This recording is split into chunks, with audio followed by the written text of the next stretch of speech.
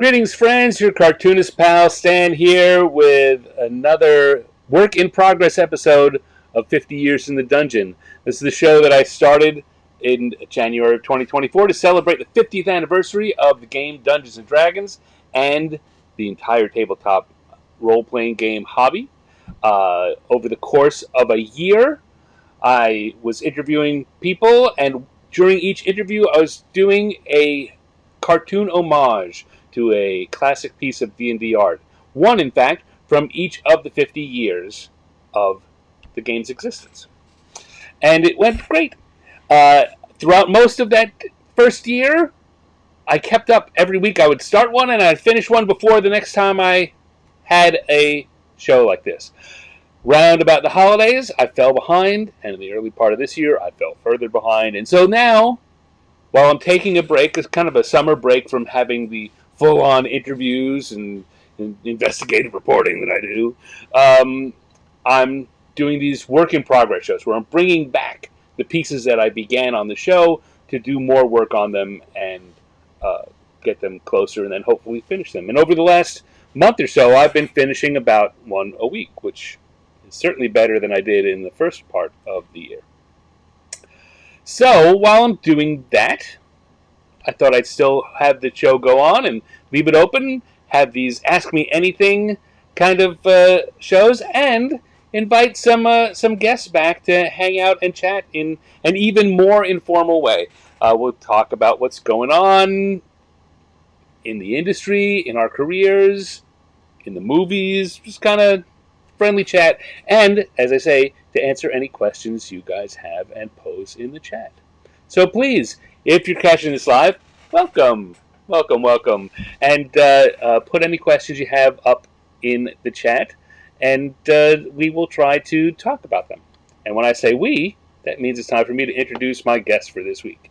He's was one of the very first people to appear on the show, one of the people who's been on the show most frequently, and someone I have lunch with every week, so I never get tired of talking with him. This is Steve Winter. Hello, Steve. Hey, Stan. Thank you for coming on. For those who don't know, Steve is someone who's worked on D&D going all the way back to 79, 80? 81. 81? Oh, so really not that far. I was, as I recall, and I could be wrong about the date, but I was hired. My first day of work was the day that will live in infamy, but in 1981. Wow. Well, for those who don't know, the day that will live in infamy was one of Jim Moore's favorite holidays. Yeah, we're not talking about Pearl Harbor. We're talking about Jim Ward's Pearl Harbor. Oh my. Hello, Michael. Hello, Eustaquio. Welcome, sir. And hello, Darren Drader. Thank you all for joining us. So yeah, we will be, if you watch the opening countdown, you have seen that I'm working this time on the final piece in the D&D art section of this. I've got, because of the fact that I started with 1974, and going from 74 to 2024 is 51 years, not 50 years, because of math. That meant that for 50-year anniversary, I was going to draw 51 drawings. But then we ran over into 2025, and I thought, wow, let's just make sure we cover every year. So this is actually the 52nd drawing in the 50-year run. Weird, huh? And I guess I'll just kind of pop over to the drawing view. These is my iPad Pro. I do all my drawing on an iPad Pro with an Apple Pencil and the app Procreate. None of which are sponsors. I get nothing for telling that except folks ask, so I like to let them know. And we can see here in small scale all of the ones I've done so far. Oh, look at them go! Look at them You should do a 4.5 year calendar. go! uh, you've had worse ideas. Yes, I have. And last week I was working on the cover to the 2024 Dungeon Master's Guide. That's how that turned out. Um, I'm pretty happy with it. You know what? I haven't seen the only version of that DMG that I've seen is the special cover one. I Oh, didn't realize that they had like Venger and Warduke oh yeah, yeah. on the cover. That's kind of a bold move. That's what I'm in writing this up for the posts about it as I've been releasing it. If you're a member of our Substack group, the 50 years in the dungeon.substack.com, can even hit a button and make that pop up on the screen. You will have gotten this in your inbox earlier this week. Um, but yeah, if I open this as an active file, then I can.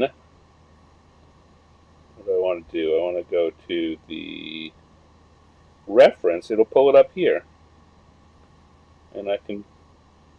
Yeah, there's a. That's what the actual cover looks like. I like yours better. Well, I won't tell Tyler Jacobson that, but so do I. But yeah, so I've been kind of writing about these. That third one is Skylla, Skylla, who, like Warduke, Okay. was one of the action figures that was produced, and I think showed up in some of the coloring books from Okay. that era. Yeah, I didn't recognize that one. Um, We were all kind of so disappointed in that cartoon show that we didn't pay a lot of attention to yeah, it. Probably I, not as much as we should have. I mean, you know what, I've been talking about that these characters were not appealing to us in that era. Like, a lot of us really kind of poo-pooed them. Hmm. But in the intervening years, a number of people who were young enough for those characters to be right for them, who eventually came in and grew into being mature D&D players, uh, carried their love for that the way that we do for the cartoons of our youth. Yeah, I'm sure. So You're a lot less judgmental at 8 than me. true, true. Um, but I think that given the importance that they had to that generation, I think it's a good thing for them to finally kind of be at, at least given the being on a cover, right? I don't think Yeah. anyone's ever going to write a full on real D&D adventure. We're not going to get a hardcover uh, Venger's Revenge, right? Yeah. But I mean, the movie had the callback to the cartoon show too, yeah. which was very amusing and everybody seemed to love. So Darren says, "Mature me, but the cartoon was his first exposure to D&D." Well, yeah, yeah, there are a lot of people out there that that's the case for, yeah. and No, I I like. remember when I was working with Bart Carroll, he had said the same thing. If I remember correctly, that he Hmm, really uh, he has very fond memories of those cartoon show characters. So, Michael says there was a free adventure about finding Uni. Yes, yes, they put third edition stats out when the DVDs were released about 20 years ago. So mhm. and they've made appearances here and there, kind of snuck in the backgrounds of pictures. But I think Yeah, giving a cover with these characters is actually um, it, it's giving them their due. but Hmm? I mean, are Bobby the Barbarian and I don't think so. are they on the player's handbook? Something Well, tells me I they're not. thought they were. Honest to God, I Are thought they they? were. That player's I need to handbook. take a look. That player's handbook. And all right, so here's. Let me close this view out. The and the thing is, the drawing that I'm working on today is the 2024 Monster No, Manual. it has. Well, you know what? Yes, they Yeah, are. I thought, yeah, they're in there as the little characters, but it's so hard They're. to tell. I mean, well, they're not that small. It's just the art style is so different from what Yeah, was in the cartoon show that yeah. you have to actually look at them for a moment to recognize them. But yes, there they are. And on the Monster Manual, we've got Minsk and Boo, and the character who I can never remember, who's a current Forgotten Realms character, along with uh, a Beholder, which once again, if you look at the info inside the book, is supposed to be the Xanathar. So this is like the third or fourth time the Xanathar has appeared in one of the drawings I've chosen.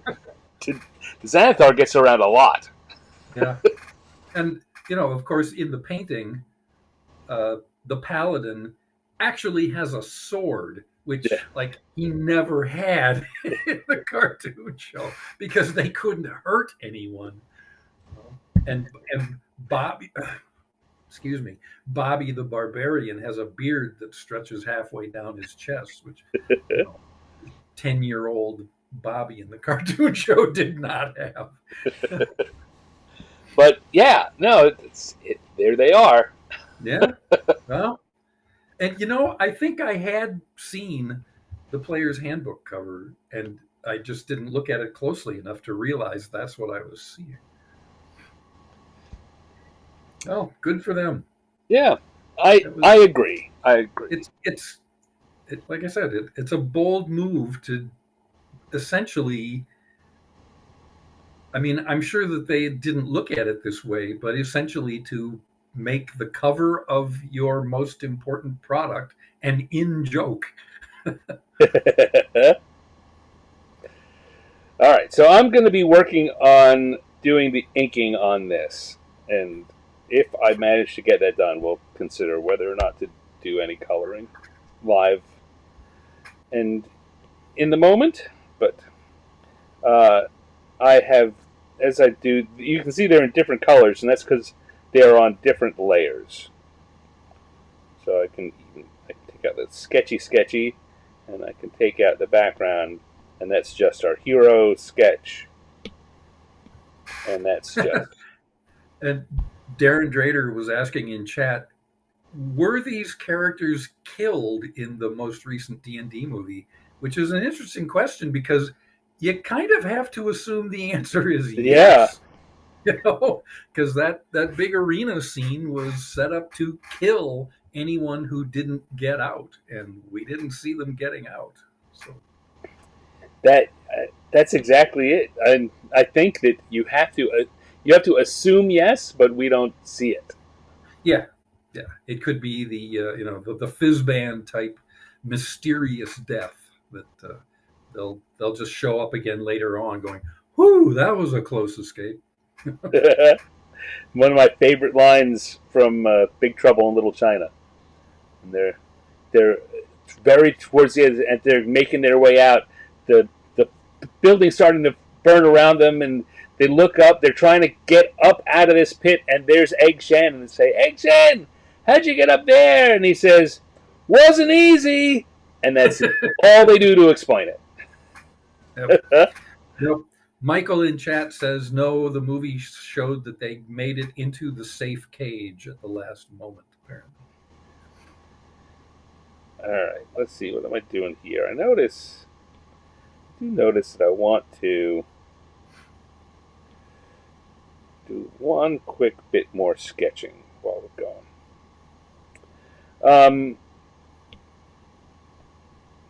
So now that we're a year or more removed from that movie, what do you think about it, Steve? What are you? Of the latest D&D movie, Yeah. I enjoyed it a lot. I've seen it 2 or 3 times now, which I certainly can't say about any of the other D&D movies. You know what? The funny thing is, although I didn't like them, I have seen them all at least 3 times. Oh, geez. Uh, Voluntarily, like of your own volition, or Yeah. Well, you say, I'll yes. sit through it again because I'm with a group of people who haven't seen it before and they want to watch it. At least one of them may have been I was inflicting them on someone else, but Uh, uh, I do own the first two at least on DVD. So I did that to myself. I recall that. I mean, we've talked about this before. I kind of enjoyed the third one of the and I have no idea what the one that came out during the fourth edition era, and it was very much a D&D fourth edition movie, despite the fact that the ending was completely rushed and made no sense. But um, it was the kind of movie that the whole time I was watching it, I was like, yeah, this is if a D&D session was turned into a movie, this is what it would look like.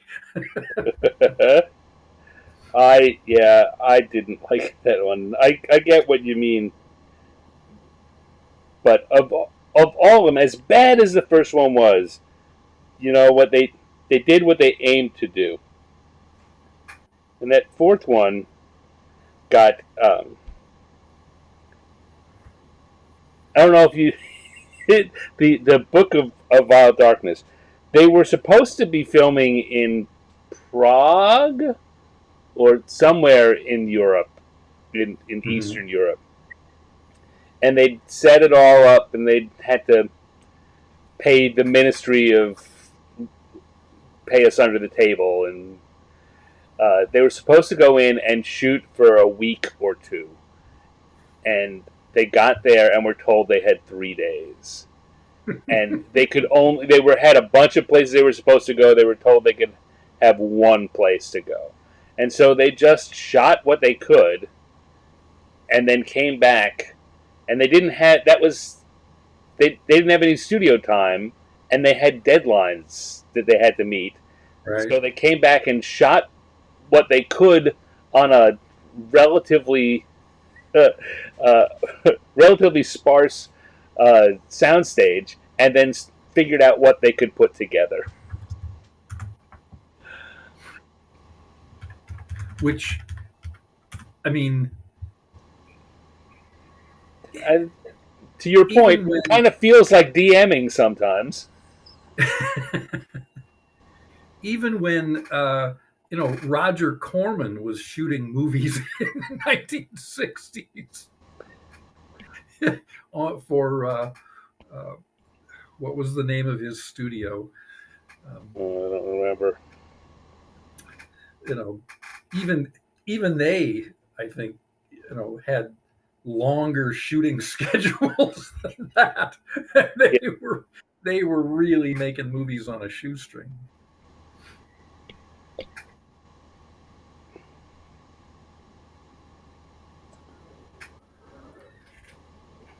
Looks yeah, Book of Vile Darkness, I think, was the name of that third Yeah, yeah.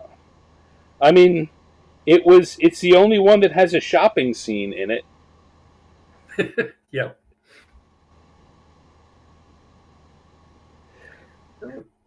there was some other. I mean, there are so many terrible fantasy movies out there. There was one I tried to watch on. I don't even remember what streaming service it was. It might have been Tubi or something like that. You um, and it was uh, man, it was just so awful. I think I got 10 minutes into it. The only thing that was they had people in green masks who were supposed to be orcs. They were kind of cool. Everything else about the movie was dreadful. Oh, now I want to know what it is. Yeah, I'd have to go dig back through my. You know, do you want to pick up where you left off? Let's No, but I want to remember what it is so I never come back again. I mean, it made what was the?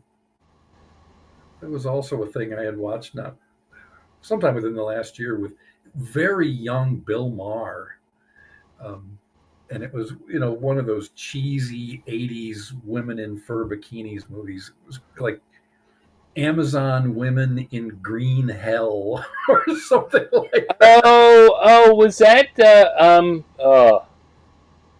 I know what movie you're talking about. Yeah, I mean, it did not take itself seriously at all, and it was actually pretty funny. I sat through that whole thing because I enjoyed it. It was way better than this other thing, which was taking itself far too seriously.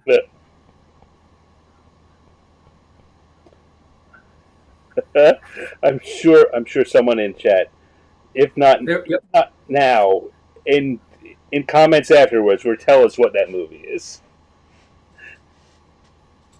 yep.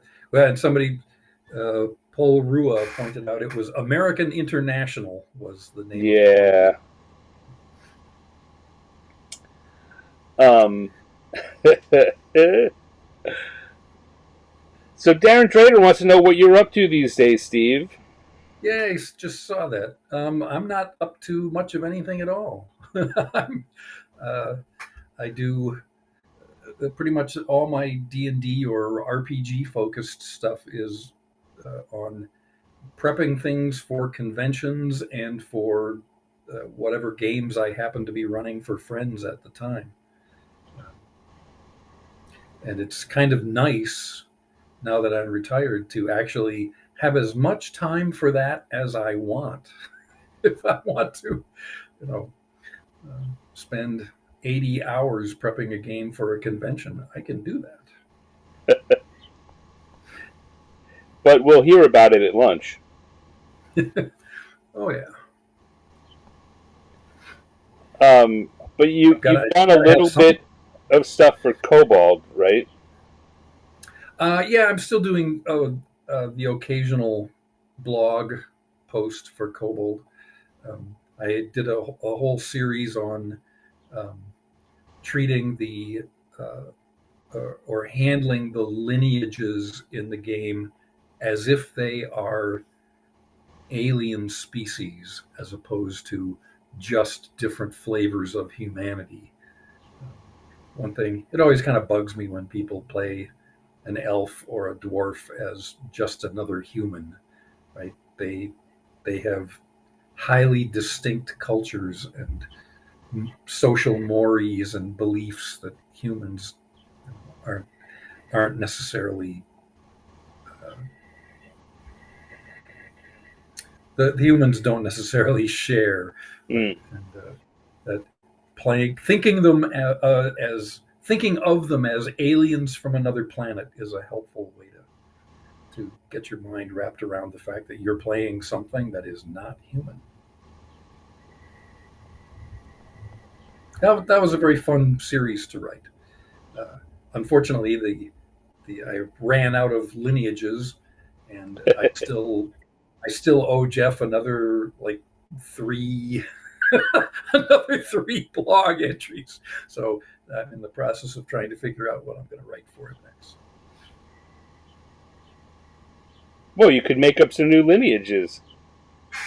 I could, but that would be too much like work. Oh, all right. Well, I was presuming you Uh, might want it. there we go. Cannibal women in the avocado jungle That's of death. it. That is it. And the only convention I'm going to yet this year is Gamehole Con in whenever Me that too. is. I was just talking with someone else who's going and was reminded of how quickly October is going to come. And I need to write up. All I have is outlines for what my adventures are for the events Yeah. I'm running. So, Well, I took a look uh, at my schedule on the Gamehole Con website, a couple days ago and realized that I scheduled one of my games wrong. I had 2 games scheduled on Thursday, and I had meant to set up one game on Friday from 9 a.m. until noon. And I Mm. look at my schedule and I see there's nothing on Friday, but I have 3 games on Thursday, one of them from 9 p.m. until midnight. Oh So dear. clearly I screwed up when I was putting things into the system. And I went and I didn't see any way to edit it on their system. So I'm going to have to contact somebody at GameHoleCon and see if they can straighten that out for me. Sorry, Mr. Winter, you put it in there. We've already got people signed up. You're Well, going. I don't think they've opened up game registration yet. So hopefully there's no one who will be caught in that particular bind, which is why I need to get on that quickly before they do open it up. Yeah, I went to my first GameHoleCon last year, as you know. It's a really awesome show. Surreptitious says Kobold added more lineages in the Labyrinth World book. I'm going to have to take a look at that. They may have just done your work for you. Another thing for me to read.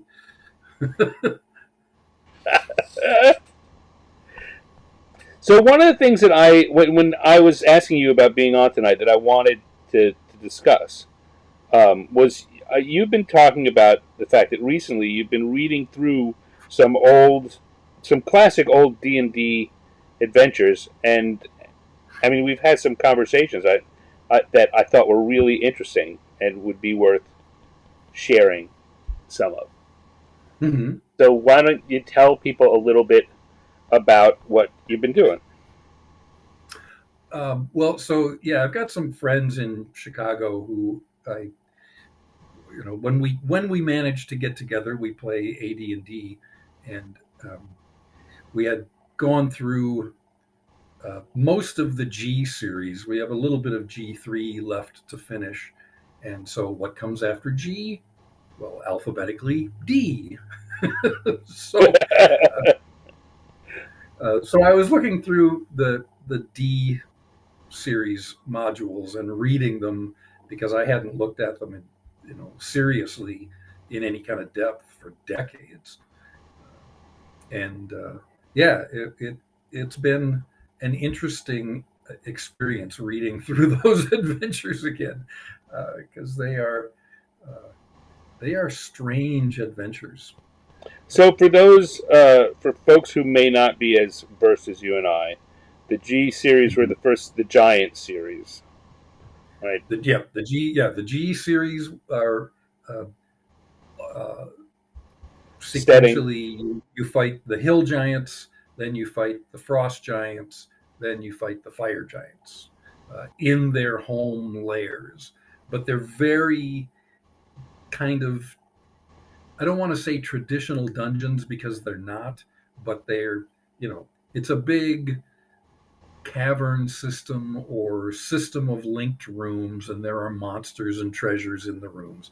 And they play very much like big commando raids because at some point all the giants in that place are going to become aware that they're under attack, and then they're going to start coordinating a defense and counterattack. So um, they all have the potential and basically the inevitability of turning into one gigantic scrum between uh, some pretty powerful player characters and a bunch of angry giants. But they were written as convention tournaments, so Right. they had to be something you could get to some kind of a conclusion, in 4 to 6 hours. I don't know what the time slots for those adventures were, but uh, in that way, they're you know they're kind of big slog fests, uh, and there's uh, but the D series is different. Well, D1 is kind of a continuation of the Gs.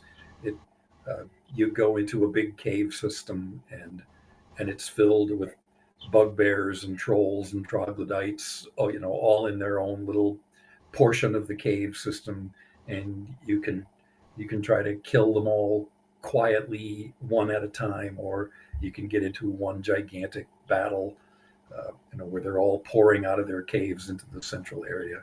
Um, it's not a super interesting adventure, frankly, for just that reason.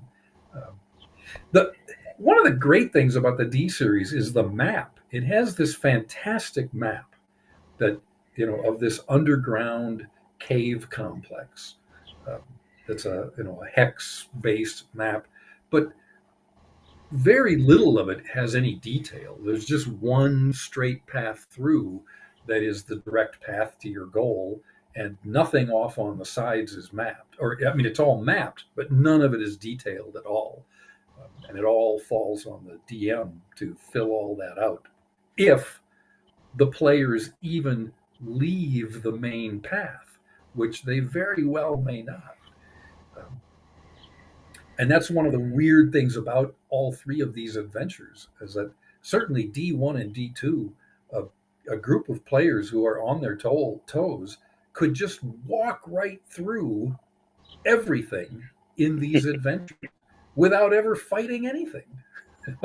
If they just pay the tolls and wear the correct badges and all that sort of thing, they can just they can just walk straight through, um, and which is a shame, because some of it is like D2 in particular is a fascinating setup. It's a big Kuatoa city underground. Um, there's a ziggurat in there, and this big sacrificial pool, and inside an arena, and all these slave quarters.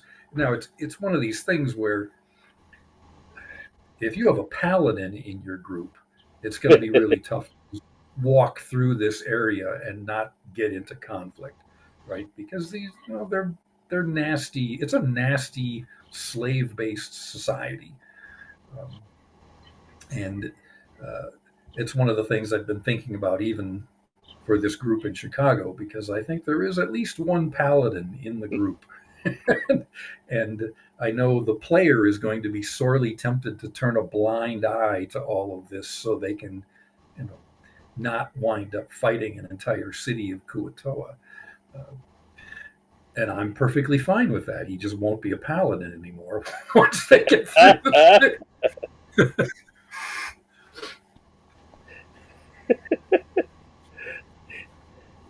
I was But going to say, I mean, you say it's just theoretically easy, but I'm just trying to imagine any of our groups successfully just walking through, even though if we came in knowing that's what we need to do, yes, someone's going to and pull the side and decide they need to have that thing over there, or oh yeah, there's part of reading this was also looking for reviews online and looking for other DMs' comments on how they ran these adventures.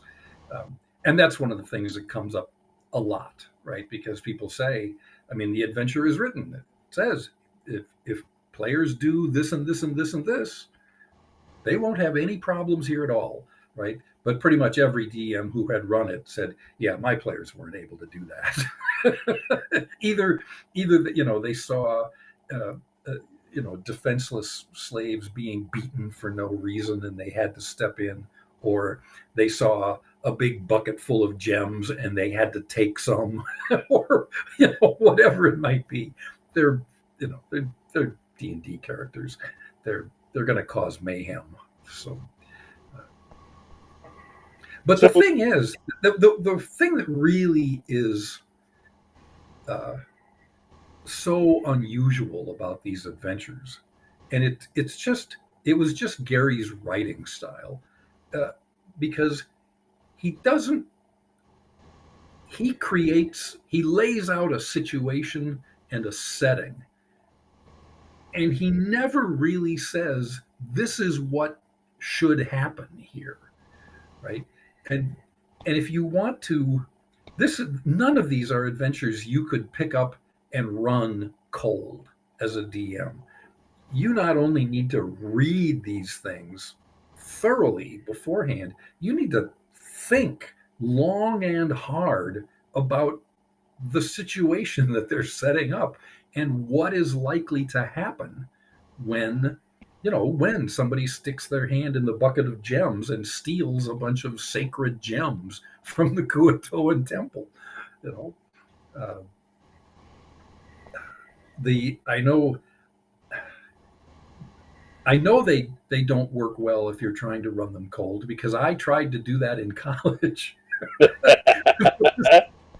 We were sitting around in the game club on a Saturday afternoon, and people wanted to play D&D, and we were like, nobody's got anything prepared, nobody brought anything to run. But I had a copy of D3 there that I had just bought, and people were like, well, you've got that, just run that. I like, I haven't even read it. So what? It's a module, just run it. Well, and it was a fiasco. Right? It was terrible. It was probably the worst game of D&D I ever ran, because it just, everybody, they got to the first, all the players approached the vault of the Drow as if it was a dungeon that needed to be cleared, right? Which is not what that adventure is about at all. They didn't know, because we hadn't played D1 or D2. They had no idea what came before. God. I had no idea what came before. So they approached the first checkpoint, and it turned into a big fight. And after an hour and a half, they were all dead. that was my experience with D3. Did you? I mean, clearly, it very clearly labeled D3. Did you? Mm-hmm. Did you have a supposition that it was important that you'd played D1 and 2? Well, if I had had time to actually read the adventure before trying to run it, I mean, it actually says in there, I think there's a little bit of a summary of what's come before, right? And why the characters are here, what they're supposed to be trying to achieve. But I didn't have time to read any of that because everybody wanted to play, right? There were pre-gen characters. You just pass, let everybody copy down the pre-gen characters, and then, okay, here's the map. You're at area number 1. It's a big tower. There's drow all over it with ballistae. What are you going to do? Right? Well, we attack. Okay. They were half dead by the time they reached the tower from all the ballista bolts that were shot at them. So did you play it for that group again later on with Nope. D1 or D2? Nope. Because the players their attitude was kind of like, well, this adventure sucks. Why would we want to play that? This is way too deadly, right? Well, it's not deadly. It's not that deadly if you're playing it the way it would be played organically, right? If you are picking it up cold and dropping people into it who have no idea what's going on.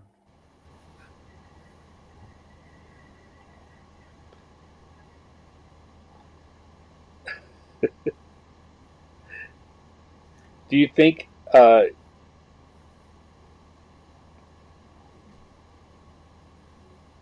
trying to think of how to phrase this question and make myself sound intelligent.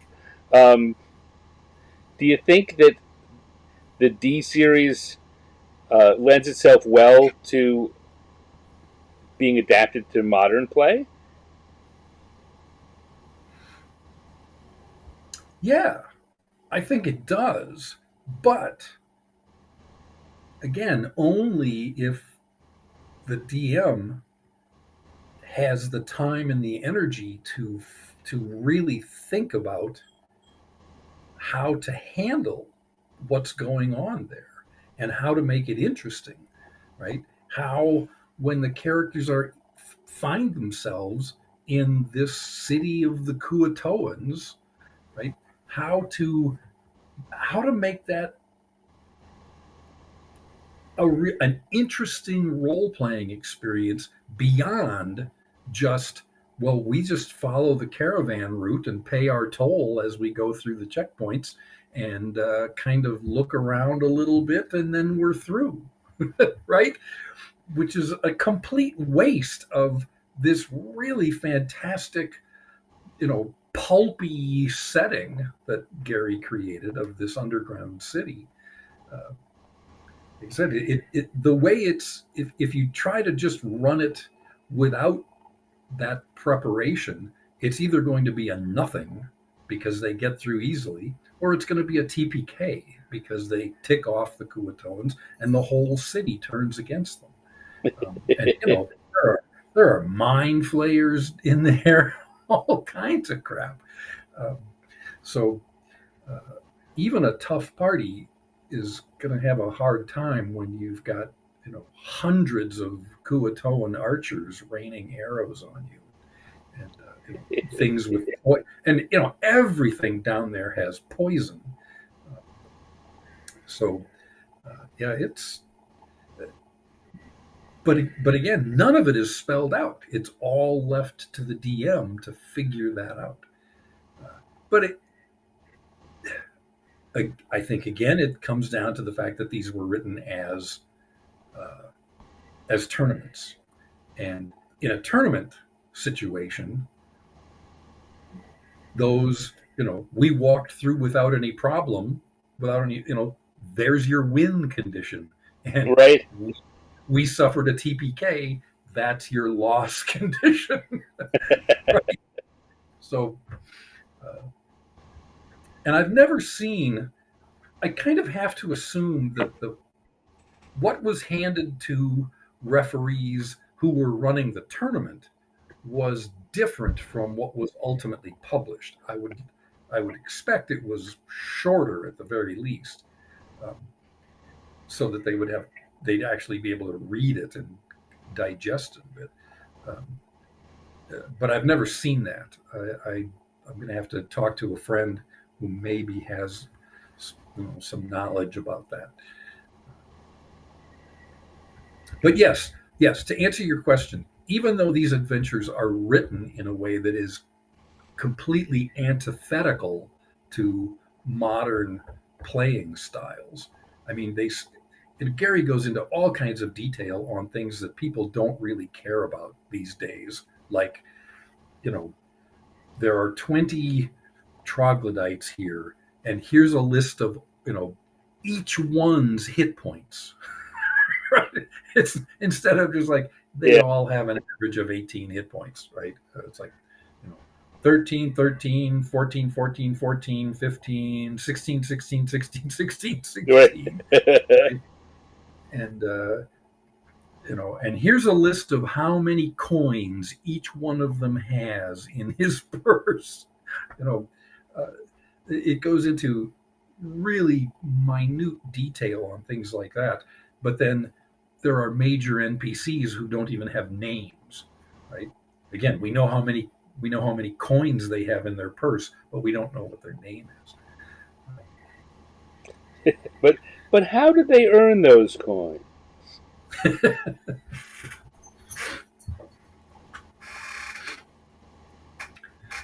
And I would imagine, I don't think it's ever been republished.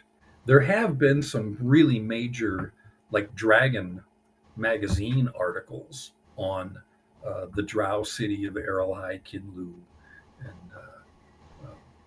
going into much greater detail on what can be found there. Get the cat out of the way here.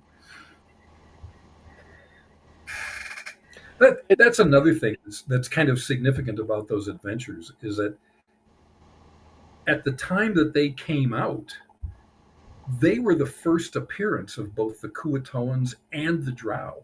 No one knew anything about what to expect from those creatures when they sat down to play those adventures. And now everybody knows everything about the Kuatoans and the Drow. Right. So, if I was going to run these, I would actually want to make some fairly significant tweaks to how they operate, just to maintain that air of mystery about them, so that what people think they know will turn out to not be true. Or just to get rid of the Kuatoans and the Drow and replace them with some new races that no one knows anything about. Could replace them with something, yeah, completely different. Although it wouldn't really be D3 if it's not the Vault of the Drow. Yeah.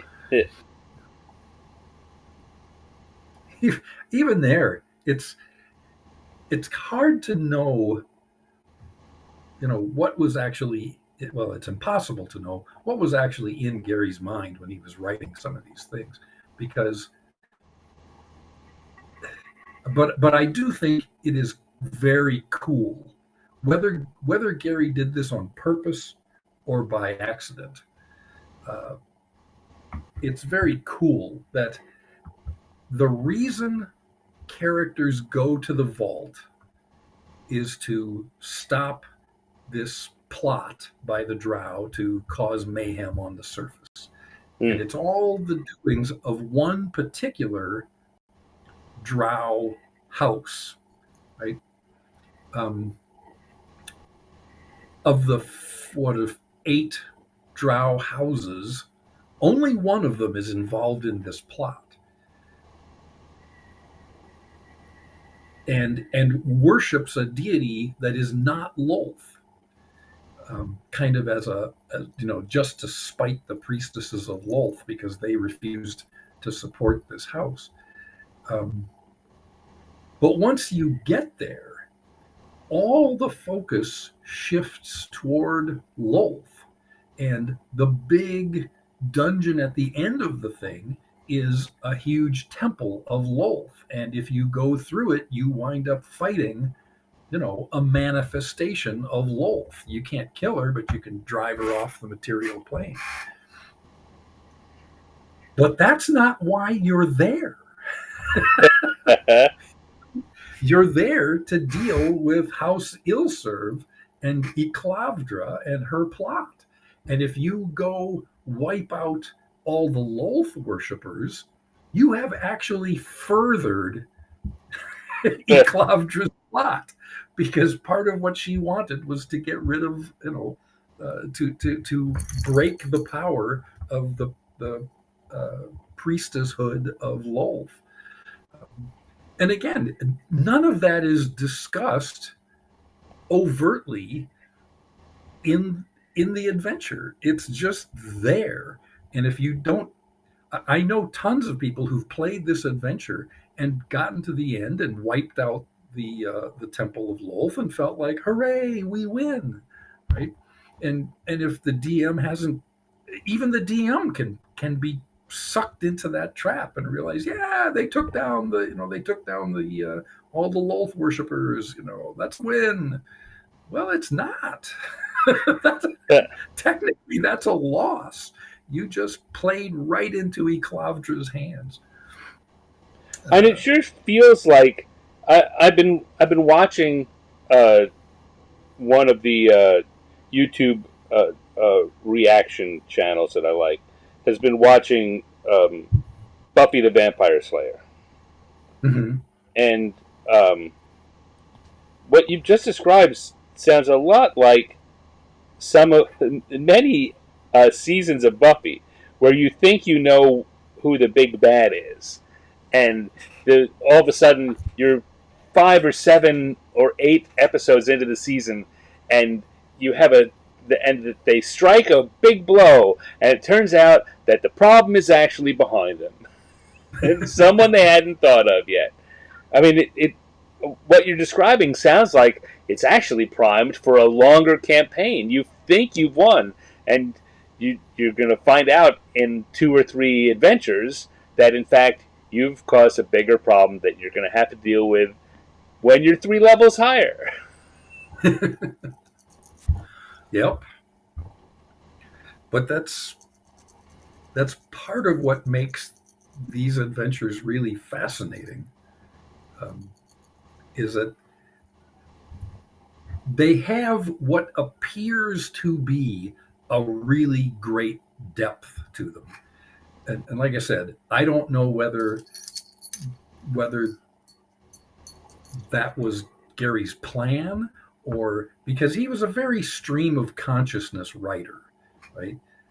Right. Yes. I mean, People who don't know should be reminded that you worked with Gary. There's yeah, a lot of people who come online. I watch a lot of videos about people. So Gary thought this and Gary thought that, and I'm like, no one on this show. I certainly only ever met the man once or twice, but I know a lot of people who worked with him who are much better positioned to say to speak kind of broadly about what he was like or what he might have been thinking or what we yeah, can't know that he's thinking. right, right. You just can't. Um, and so, and because he worked entirely on a typewriter, right? If he's writing one thing and working toward one idea and then has a much better idea, he was not the kind of guy who would go back and retype pages of work that he had already read. He's just going to switch gears in the middle and start dealing with this other idea. So, uh, so yeah, it would be wonderful if you could actually, get into some of the nitty gritty questions of this. And it did come up in interviews. I've read interviews with him where he talked about how, it was ultimately his plan to tie the Drow and the Temple of Elemental Evil and some other things, to tie those all together. But but whether that was his plan from the beginning or that was just one of those things that it was one of those ideas that occurred to him partway through. Mm. And it's a great idea. It's too bad it never really got carried to fruition. But yeah, there's it's easy to criticize the format and presentation of those adventures, but of course, that's like criticizing those stupid pioneers who crossed the plains in covered wagons instead of flying to California in an airplane the way normal people do. Stupid pioneers.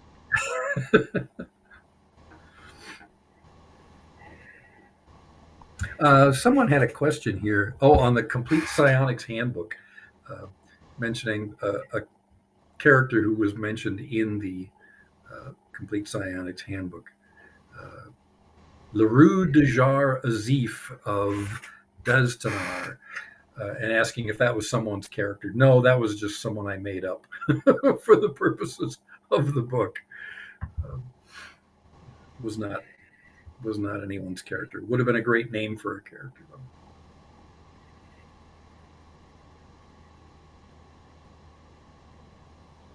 What Something about Julian May's Pliocene exile. Was that one of your influences? It's mentioned in the appendix. Oh, appendix N. No, I don't, because I am not familiar with that. So it clearly was not one of my influences. The main influences on the Psionics Handbook actually were, I think I believe I listed them in a bibliography. I I borrowed a book on weird psychic phenomena from Zeb. I remember that was a big influence, and um, the the guy, what's his name, Isaac Bonwitz, the big wizard from the 1970s, who he wrote a book called Practical Magic or Real Magic or something like that. Claimed to be a practicing wizard, and a lot of what was in his book was very much kind of magic as psychic power, and so a lot of it was influenced by that too. And I should point out, I don't actually, I actually received a letter from someone after the Psionics Handbook came out saying that the way I described the physical experience of using psionics that was so uh, detailed and believable. You know, was this something I had actually experienced, and did I actually practice these things myself? It's like, yeah, no, I don't actually believe in any of that. It was a work of fiction. Did you respond to the guy, or you just lose that letter? No, no, I did write back to him, and it did not. It was not a long letter. It was a short letter, but yeah, I just said no. I have. Uh, I told him I read many books written by people who do believe in these things, and I kind of assimilated, what they were saying and regurgitated it. But I myself am not a practitioner. As far as you know.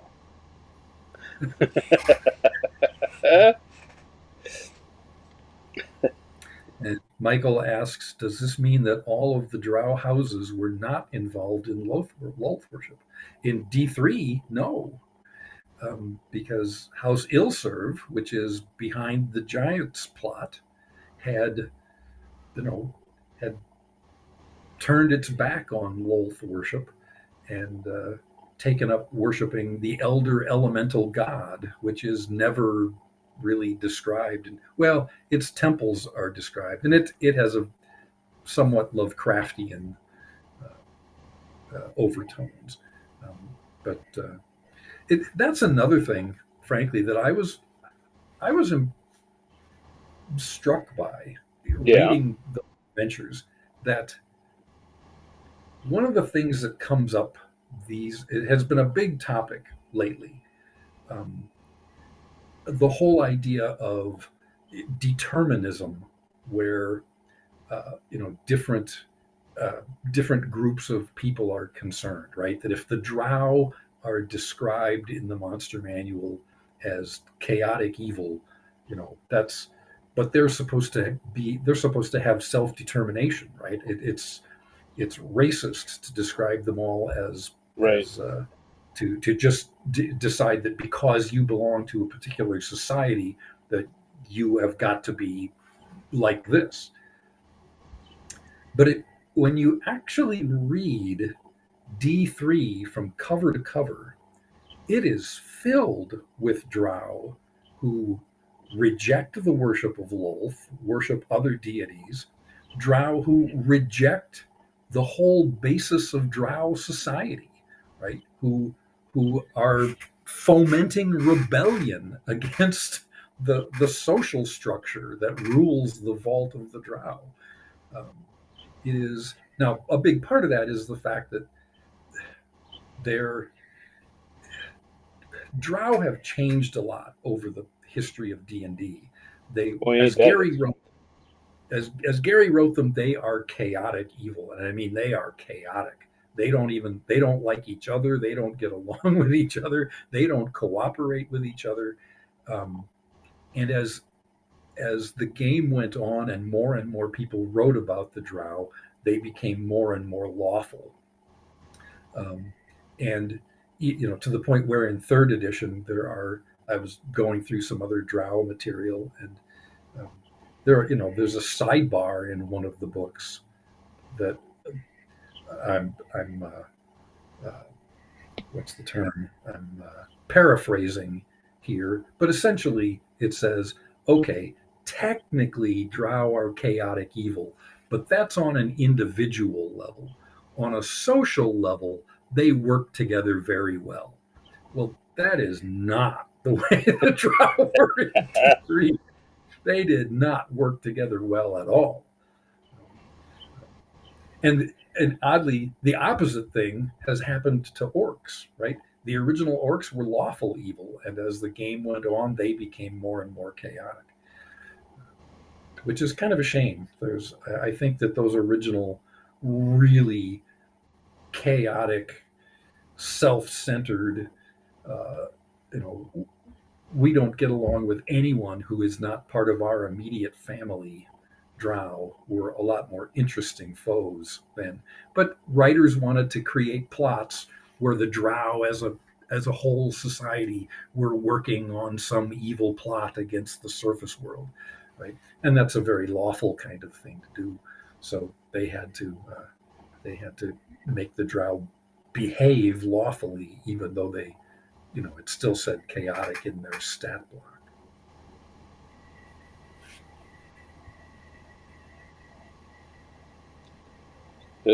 This is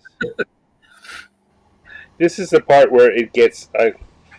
I love these little magical effects from like, oh, how the heck am I going to do that? Yeah, just get a toothbrush and kind of spray gold paint all over. Oh, you can't do that. That would mess up your iPad. Yeah, no, that.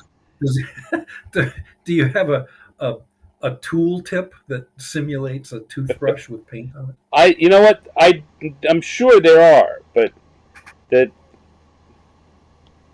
there's a Stanishness about the way these are done. I can see in my mind I want it to end up looking like this, but it requires doing a lot more specific thinking about the geometry. And I don't want to do Uh, Eustaquio says the draw work together very well if we grade on a curve. that. I've also been reading. I mentioned this to you the other night. I had read it quite some time ago when I first got it, but because of all this drow stuff, I went back and reread "Veins of the Earth." Hmm. Who I forget the author now. I could look it up. He deserves to have his name mentioned because he's very uh, very good writer.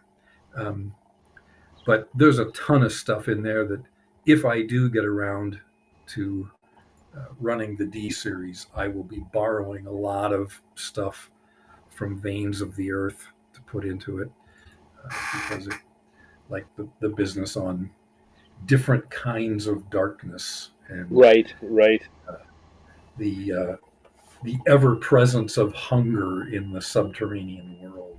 I mean, again, it's one of the things that kind of gets brushed over in D3, but it is there that the city of the Drow is uh, has a very high population density, um, and it makes perfect sense that most of the people, if you're not part of one of the noble houses, you're scum. you're probably living in a pretty constant state of misery in Errol High, Kinlu, um, and scrapping for everything you get.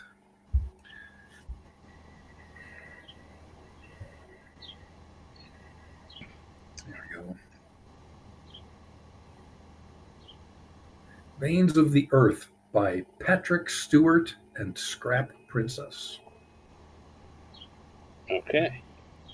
A different Patrick Stewart than the one who was in Star Trek.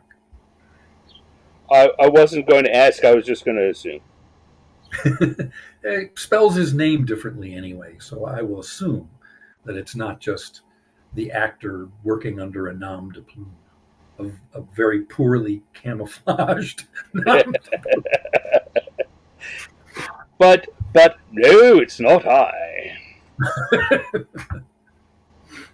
Yeah, unfortunately, I think Veins of the Earth is out of print and largely unavailable anymore. But anyone who's interested in running a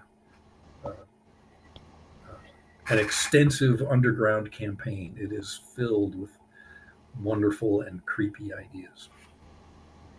How old is it? When did that come out? Well, that raises the question of does it have a legal page with a copyright date? 2017. And what you told me, but I don't remember what game is it for? It's published by Lamentations of the Flame Princess, Right, right. and is ostensibly for that game, but uh, it it's written in a very generic format. You could easily adapt it to just about anything, and certainly any old school type game, and even something like 5e without much trouble.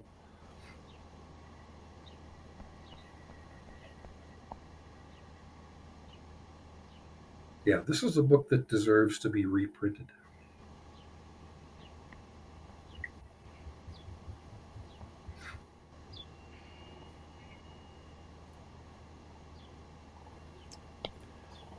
But I've talked about this before too. There is so much really high quality material uh, available now for role playing games. It's just stunning how much stuff there is. It's true. There's a lot of good people making a lot of more good stuff than can be read easily, let alone Yeah, used. yeah. No, I have hundreds of PDFs in my to be read folder that I just haven't gotten to yet. And some things, some of them take 5 minutes to take a look at it and go, well, that wasn't worth the buck and a half I paid for it. But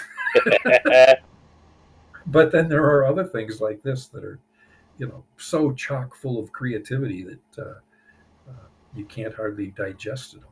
Yeah, with all the bundles that I've been in and part of, yeah, I don't even know half of the stuff I have. Yeah. I rely on people telling me, "Oh, you should read that." Oh, I have it. Okay, I will.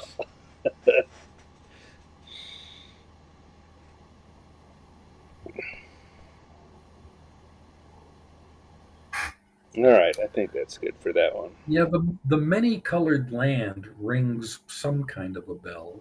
That's again, Michael in chat points out that the Pliocene Exile series began with the many colored land. That rings some kind of a bell. I might have read that around that time, but I honestly, it was 40 years ago.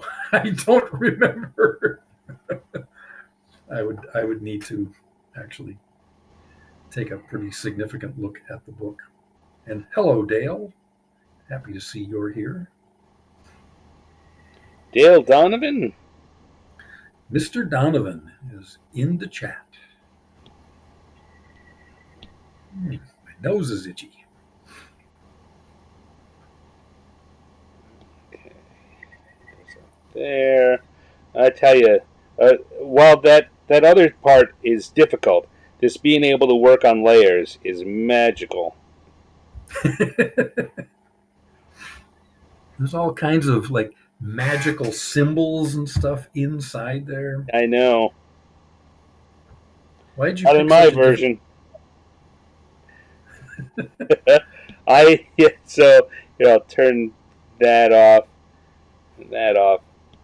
Yeah, this is this is what I simplified it down to. A smart Close move. enough.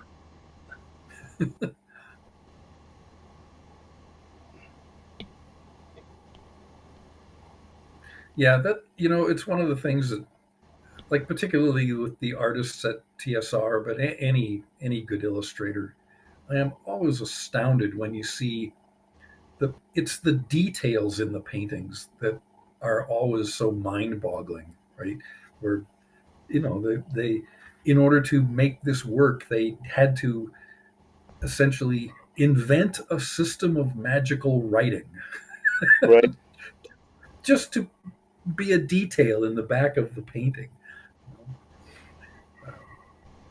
Right? I find it funny in that when I very often when I've got some kind of writing or something that needs to go in there, I have a couple of fake script generation. Just like, okay, I do these kinds of lines, and the number of times people have come back to me and say, "What does it really say?" Like, I don't know. I didn't even bother to pay attention from one line to the other. I just made a bunch of stuff and made sure I didn't repeat anything. Right. The oh, I mean, for this series, I did that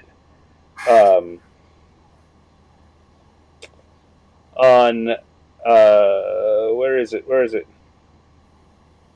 The Forbidden Lore. This scroll had clearly had writing on it, right? So I put a bunch of writing on it. So that it's not what was on the scroll. I know exactly. It's not what was on the scroll in the original painting, and I just used, my generic magical rune shapes. And not only did you have to come up with all of those squiggles, but you had to draw them on a slant. On a curved surface. Yeah.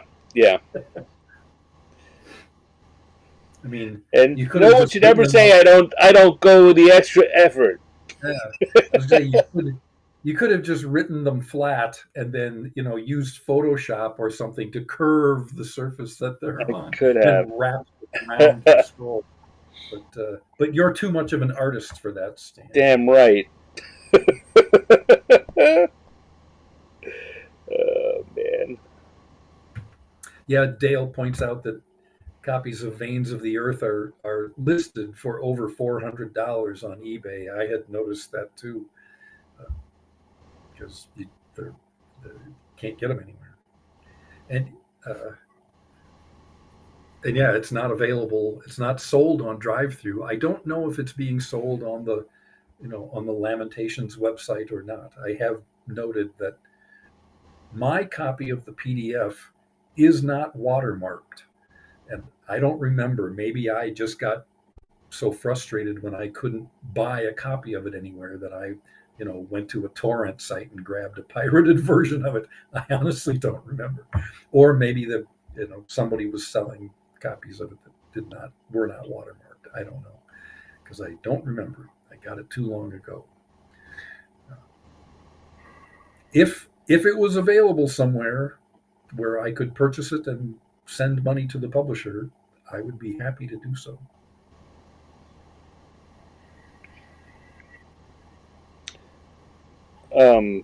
So what else are you reading these days, Steve? You've always got interesting things on your file. Oh, I'm reading Decision at Duna by Anne McCaffrey, science fiction novel. Mm-hmm. I'm reading, I'm reading some different things from Sine Nomine, working my way through my collection of that stuff. Stars Without Number, Cities Without Number, Worlds Without Number. They put out all kinds of great supplements that are a lot to read. I picked up a bunch of new Echoes from Fomalhaut stuff at North Texas RPG Con. I'm working my way through those.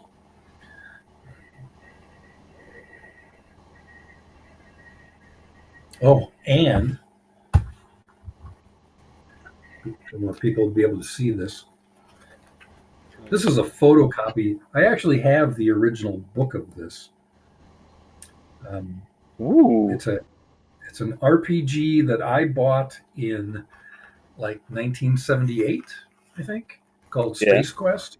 It was written by Paul Hume and George Nyhan, and I think Bob Charette may have been involved in it too. These were guys who. This was published by a company. I don't know if it was pronounced TYR Game Makers or if it's actually Tier or Tire Game Makers. But several of the people went on to become FGU later on. But it's this really interesting science fiction RPG.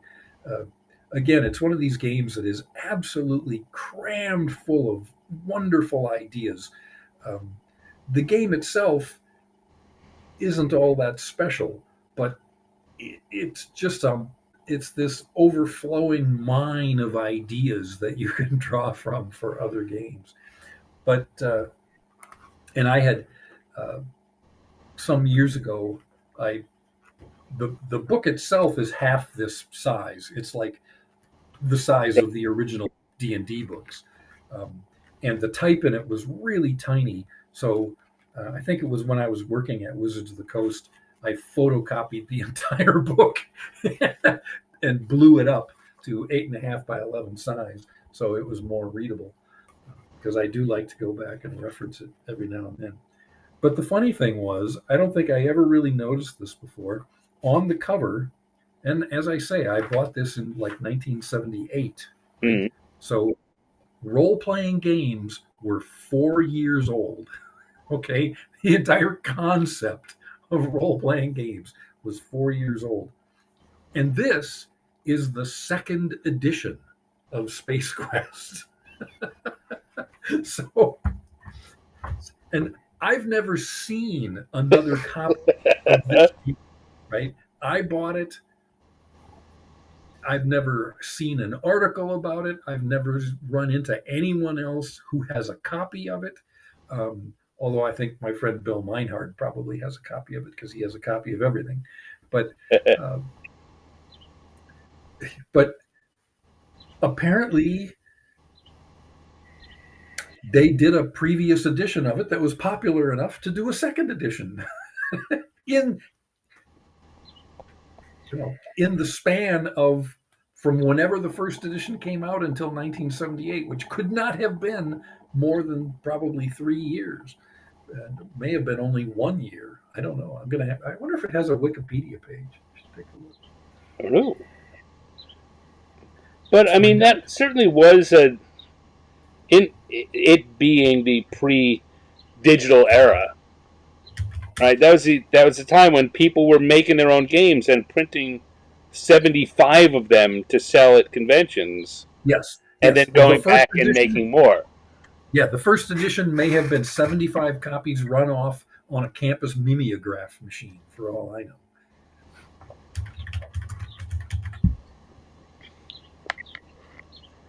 Well, it looks like there are a bunch of Wikipedia pages on the Space Quest video game series, but I don't see anything about it.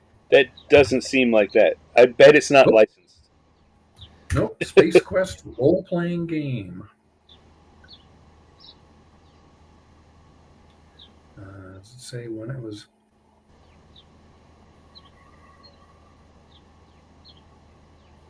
$1977. Yeah, even Wikipedia doesn't have much about it.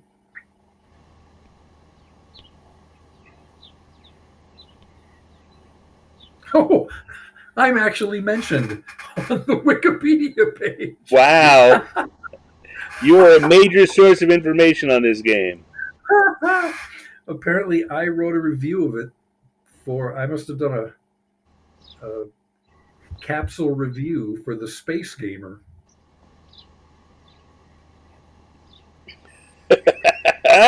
Congratulations, Steve. You're a subject matter expert. Yeah. All right. Well, and my opinion of it has not changed in the intervening years. That's funny. All right. So these are our heroes. Yes.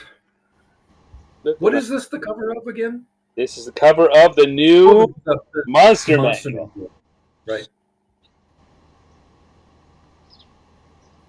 You going to get that giant beholder in the background too? Or just making a shadowy figure? Oh, there he is. What do you know? You know. Yeah. I saw your version of it and I thought, wow, that is really funny. And then I looked at the original and I was like, you know what? It's actually pretty funny on the original. I think I toned it down a little.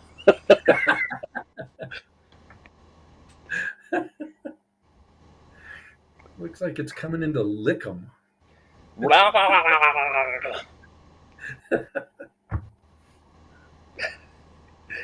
it is the Xanathar.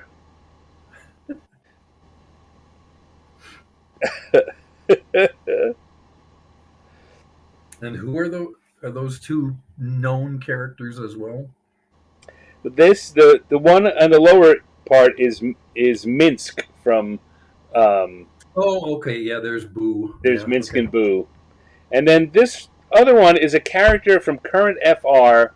Uh, she is a current incarnation of someone or some office that I was never deep enough into FR to. I had enough trouble teaching myself Dragonlance as a as a 30-year-old. Yeah. Yeah, when I was at Wizards toward the end of my tenure there, I was in the cube right next to Matt Cernit, and he was the Forgotten Realms lore master. And, yeah, he had many a tearing his hair out session Yeah. over trying to keep all of that lore straight.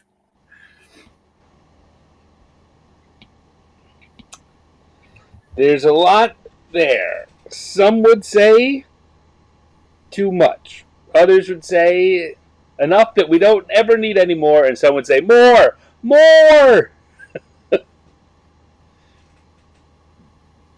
The black staff. Yes, Dale is right. That is a current black staff. Ah, okay. Well done, Dale. Eustaquio recommended that for doing your magic squiggles, you could just take a screenshot of the Voynich manuscript.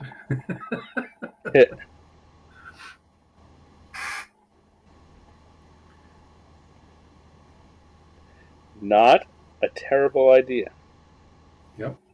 And Michael in chat, yes, ashes without number, waiting at the printers.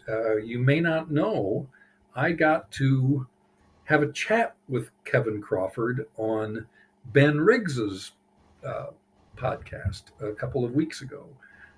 Kevin Crawford does not do very many interviews, and he agreed to come and talk to Ben and I, and that was a very, very illuminating conversation. If you haven't seen it, I recommend it highly, especially if you're a fan of Kevin's work, because he has some fascinating takes on what he does and how he does it. Sorry, Stan, I didn't mean to plug. You know what? You in the middle of yours. That's quite all right. You know, they've got to be here to get it. So, every time I have a guest, I tell them anything you want to plug, let's plug it.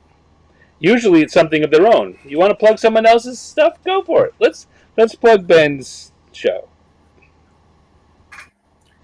And Darren says he got in trouble for writing an FR article that disagreed with, or an FR product that disagreed with something from a 20-year-old Dragon magazine article. Yeah, well, you know what? My book that I'm most apt to have people tell me they remember and think well of is the Dragonlance bestiary that I did for 5th Age. But it is full of stuff that pulls from contradictory sources and sources that the Dragonlance fans go, that's not canon. You know, it's in you. Yeah. All right, I get it. It's not. Mm-hmm. If you're going to believe everything that it says in these core books, then this couldn't happen exactly as it's written. But you know, I mean, that's for the bestiary. That's why I made sure to write my narrator as unreliable and constantly being fact checked by another voice in the book, so that anything that's in there you want to disregard. It's just a tall tale he told. But boy, because I used it for the monster stats that went along with it. Yeah, I got a lot of pieces of people's minds for daring to contradict something or quote something that they didn't want quoted. There was in the 1980s, I think we had when TSR was publishing the D&D Gazetteers. Mm. And Ken Ralston wrote a couple of those for us. Ken had been at West End Games, and I don't know. Did you? Was he still at West End? No, our time did not overlap. All right, that's too bad because Ken's a great guy.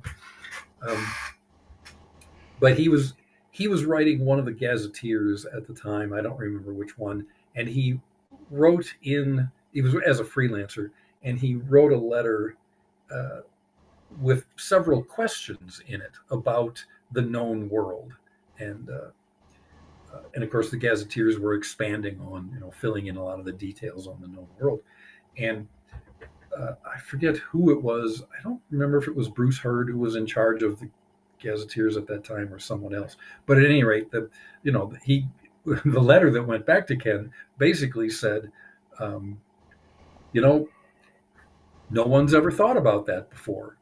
We don't know. It's for you to answer. You're writing the Gazetteer. Do what you want. Mm. And Ken wrote back just all that was in his letter was, the fans demand dogma. Mm.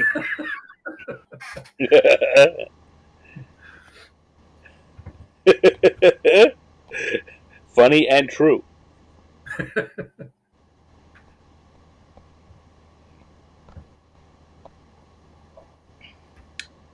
One of the things that we used to get from working with Lucasfilm at West End Games,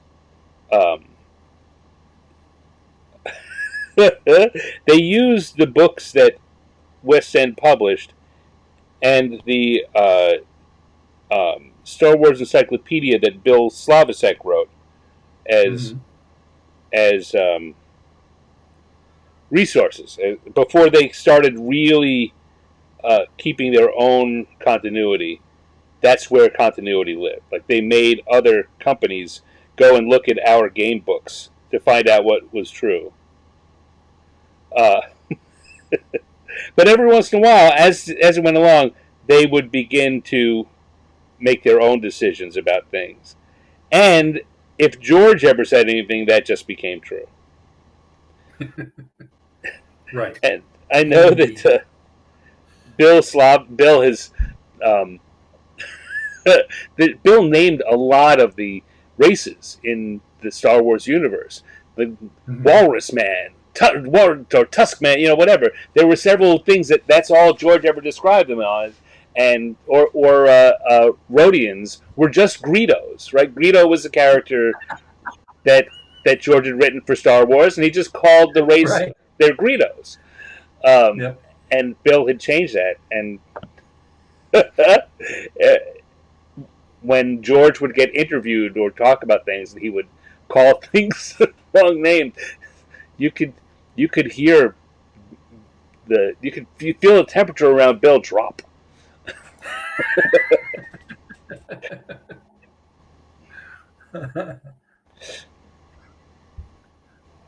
Eustaquio has a question for you, Stan, and I think I know the answer, but we'll let you. He asks if the Dragonlance 5th Age Fate deck had any connection with the Everway Fate deck. No. There's several things that happened. Several things that I was involved with in the 90s where parallel development and parallel terms wound up getting used by different companies, and I was somewhere in the middle of them. The Fate deck, however, was created by Bill Connors and Skip Williams, and it was the deck of fate, the Fate deck. It's just kind of a natural term. It's not surprising that wound up somewhere else. I'd be surprised if it's not 8 other places. But yeah, those aren't connected, and I don't think there's any anything weird about that, personally. Right. No, you could probably walk into just about any new age crystal shop and find a fate deck on the Right. shelf.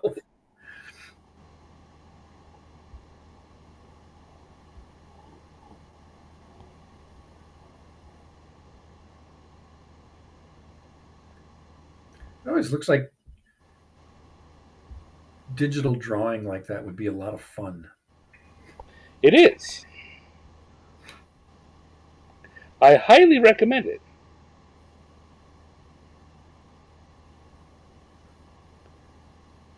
Of course, in the end, you still need to have the drawing. Yes. It's like, yeah, you don't become a good golfer by buying an expensive set of clubs. Right. But it is fun. Just learn how to play golf if you want to be a good golfer. And I assume that you have to actually do some practicing and learning to become a good illustrator as well. Well, I'm certainly not going to break that thought. I spent a lot of time, particularly like on my Thursday show, talking about how drawing is not something that no one can do. If you want to do it to a certain level of quality or with a certain style, you've got to. It's going to take a while, and you're going to be very frustrated along the way. But there's no reason anyone can't learn the basics of drawing very quickly and just kind of have fun with it. But the main thing it requires is giving up this expectation of being like someone who has been doing it for 30 years, right? Right. I'm going to draw like that. Yeah. I'm gonna draw. I'm gonna sit down and draw some pictures like Al Hirschfeld. Right. I mean, it looks so easy. Why can't I just do that? Yeah. You posted an Al Hirschfeld self-portrait, I think. You put it up on Facebook. Yeah. I was looking at it and just that it's like 2/3 of the drawing is just one sweeping line that loops through the whole thing. Yeah. Forms the outline of his head and his shoulders and his arm, right? And then other details are added around that. But you see that it's like, did he have that whole vision in his mind when he started drawing that line, or So here's did it just sort of come together as he was doing it? So here's the thing about Hirschfeld, and I'm a huge Hirschfeld fan, have been for years, and I always assumed just what your question assumes is that's one big sweeping line that he drew, but it's not. Oh, really? If you ever, there are plenty of videos that you can find on Facebook or on YouTube these days of him drawing. If you ever notice, he works with a very fine Croquill pen, and he's done the drawing in pencil with a lot of erasing. So he found that line through sketching and sketching and sketching, and then when he comes in to draw it, let me zoom in here. So if that was a line, I'm going to make this a very small brush nib, and he's drawing it like this. Wow! Until it fills out, and and I always if you see my physical media drawings, particularly from college and such and beyond, there's a lot of that. I did a lot of drawings like that because I couldn't get those lines to work the way I wanted to. And one of the beauties of working digitally is you can do that. You just redo it. If it doesn't come out, you delete it and you do it again until you get the line you want. But even Hirschfeld didn't do that for real. Who can do that? Who always gets the line right the first time? Yeah. I have quite some years ago. I discovered the magic in like Photoshop. I forget what it's called now. I would have to open up the software and actually look at it. The where you build curved lines by like establishing endpoints, and then you have little sliders and things that will alter the curve, and Yeah. you can do all. I mean, you can do all kinds of magical things with that once you understand how it works. Uh, but it does. There is a learning curve, obviously. But I was able to do things that I never could have just drawn. Right. Uh,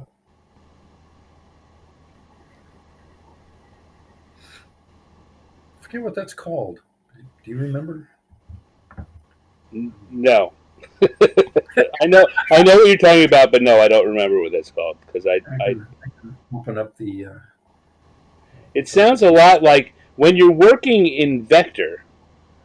Um, all there. So in raster, what we have here is zoom in close enough. You can see that this is based on pixels, Yep. right? What Yeah. seems like a very smooth line is actually pixels, and if you get in close enough, you will see it break down into squares.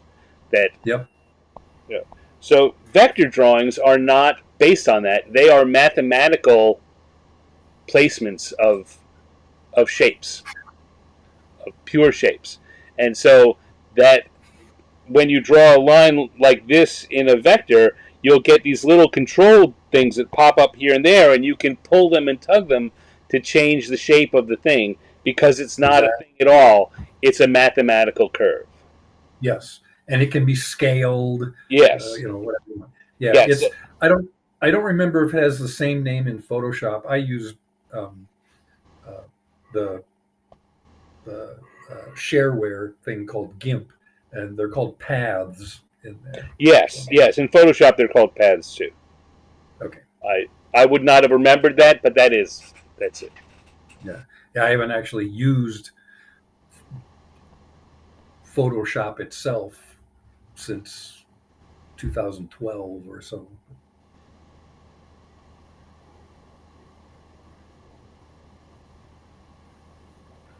Good. Fortunately, I learned how to do all that stuff in Photoshop so that when I switched to GIMP, which is a great piece of software, but uh, is not as polished as Photoshop, I already knew how to do all the stuff that I need to do, and that made it a lot easier. If you were trying to learn it in something else, it would have been a little more difficult. That was one of the benefits of working on the website for so long was I got to work in all kinds of software and learn how to use it.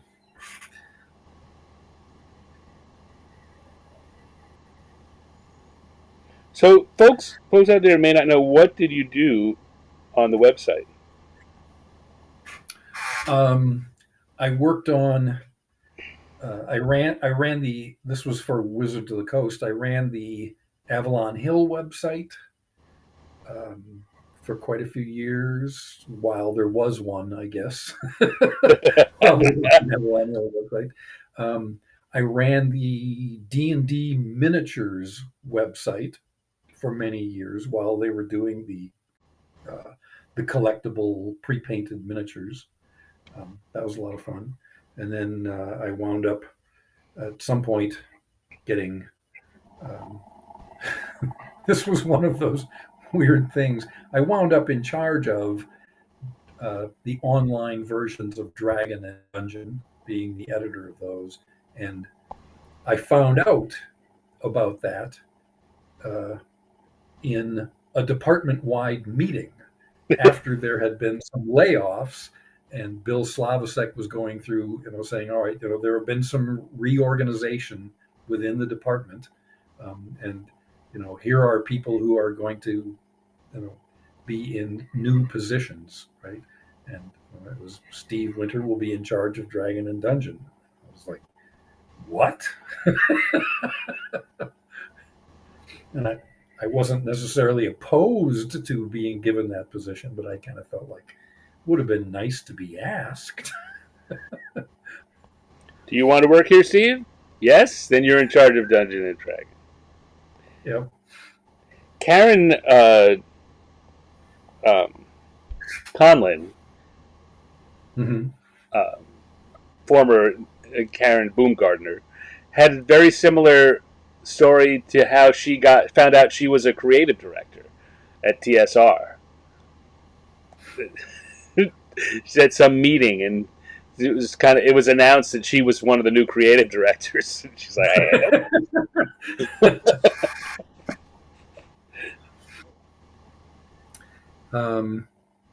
Chris Andrew wants to know, of the artists at TSR, which one did you enjoy the most watching work? me or you or both of us. Yeah. Well, the question has your name in it and not Yeah. mine, so I'm assuming it's addressed at you, Oh, well, I since see. that's Bailey Wick than mine.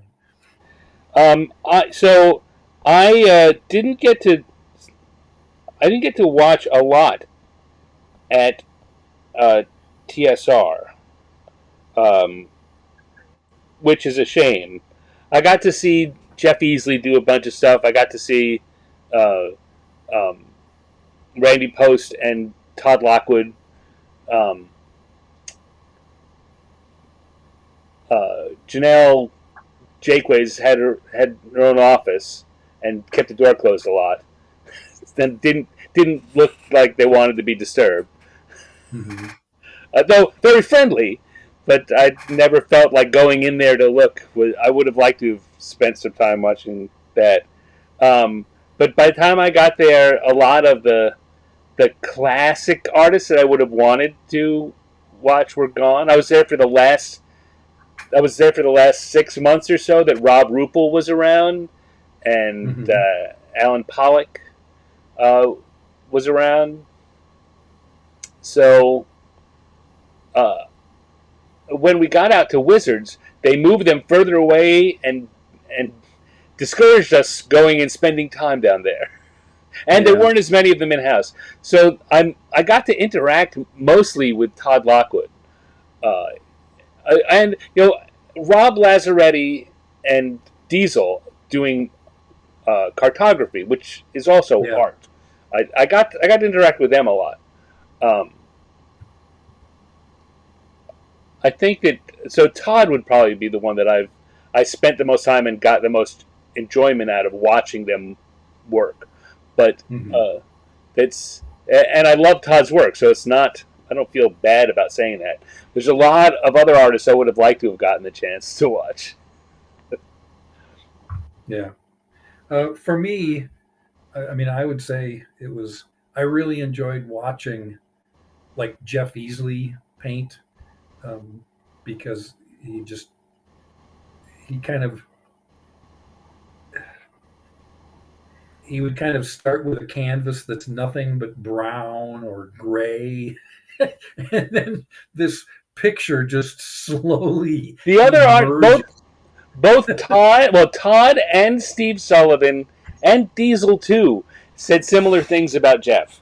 That everyone else, you'd see what they're working on, and Jeff would be just pushing some purple around, and they'd go out to lunch and say, "You want to come, Jeff?" And he's like, "Nah, I feel like I'm getting somewhere," and he's pushing some more purple around, and they'd go out to lunch, which was not only an hour, but they'd come Mm-hmm. back from lunch, and there'd be a painting 3/4 finished on his desk. And they say, how the hell did he do that?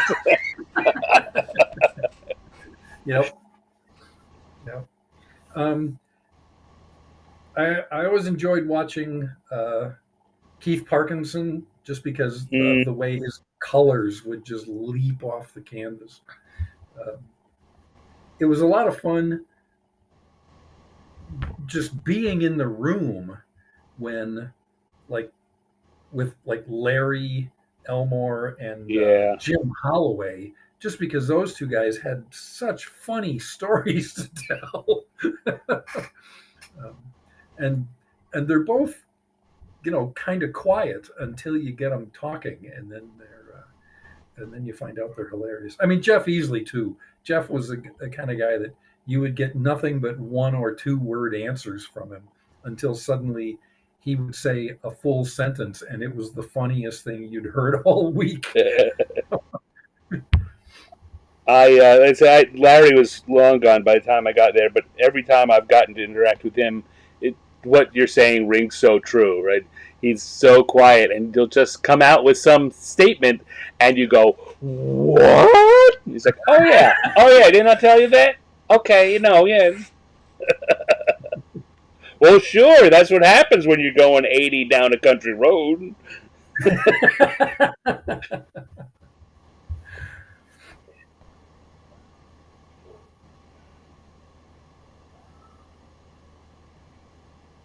Let's see, we got any other good questions in here? I don't know. Do we? Chris Andrew just observes that superior fantasy artwork is a big reason why D&D succeeded over other RPG companies. And that's, the um, give Lorraine Williams her due. She really built up the art department and absolutely recognized what a resource the company had in those guys. Uh, Yeah, I tell you, just bringing up Lorraine reminds every time she comes up, I'm always reminded of what a complicated person she isn't. I mean, I didn't mhm. interact with her much, but complicated person in life and a complicated person in the history of D&D who's very was very easy to fear or dislike if you didn't ever give her a chance in person, and very Mhm. easy to vilify, and is much more complicated than that. Yeah, yeah. Um, there's there's plenty of criticism that can be laid at her feet, Right, but plenty of very appropriate criticism. yeah, a lot of praise as well. It's not Yes. like everything she did was wrong. Frankly, in 1984, 1985, by 1986, there would not have been a TSR if not for Lorraine Williams. So, uh, and like I said, uh, she had she was not a very not someone with tons of charisma, right? Who drew you into her orbit, but she made some very good decisions from time to time. Say, man, some very bad ones. I've made bad decisions too. Yep. I think I told you that I wound up at GaryCon a couple of years ago. I had gone down. I didn't have anything going on Sunday morning, and I went down to the restaurant for a uh, relaxing breakfast, and I sit down with my food and I hear, "Hey, it's Steve Winter." And I look over and there's Lorraine's brother Flint sitting at the table right next to me. So I had breakfast with Flint and one of his friends. That was very entertaining. I've never met or had any reason to interact with Flint. He's always been another mythical person to me. Um, Mm-hmm. but between the people I know who have opinions from gaming, and the people I know who have opinions from having worked with him in L.A., I've got a very complicated picture of a guy in my head too. Like, a guy who I've heard ridiculed a lot, and a guy who seems to have a lot of on the ball. It's I never had to work with him very closely, and but I always found him, you know, really personable and interesting to talk to. Well read, very smart guy. I certainly don't agree with all of his opinions, but uh, but yeah, it seems like I'm not sure I would want to have to work with him in a creative capacity because I don't think that our ideas would jibe all that much. But I one thing I had a conversation with him would have been around the mid 90s before things were getting really bad at TSR, but maybe like 94, Mm. something in that neighborhood. Um, and I forget how it kicked off, but he was saying uh, he was essentially criticizing the culture within TSR, not not on its face, but saying that, you guys here, you think you know what your customers want, but you're locked up in an ivory tower. You really are not in touch with your customers. You really do not know what they want, um, and you are way more isolated from your customers than you think you are. And at the time, it ticked me off. I put Right, up a fight. right. Told him I thought he was full of crap. Um, but it wasn't until I left the company and started looking at it from the outside that I realized he was 100% right. and uh, because I was looking at what was going on at Wizards and thinking, holy cow, these people are really in touch with what's going on outside that building. Now that I'm outside that building and I can see it more clearly. Yeah, he was absolutely right. You just can't. Uh, There's a great line in the Robert Mitchum movie. Um, I had the title of it just a second ago. It's one of the really nominative film noirs with Robert Mitchum and Kirk Douglas as the bad guy, but um, uh, he's talking to the cab driver and saying, "I feel like I'm being framed," and and the cab driver says, what's it look like?" And he says, I can't tell. All I can see is the frame.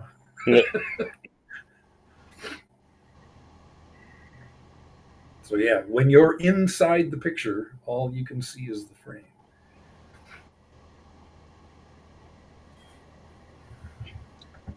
We found that, when I got Out hired, of I was Sorry, the last of the. I had to jump in. Out of the Past. That's the name of the movie.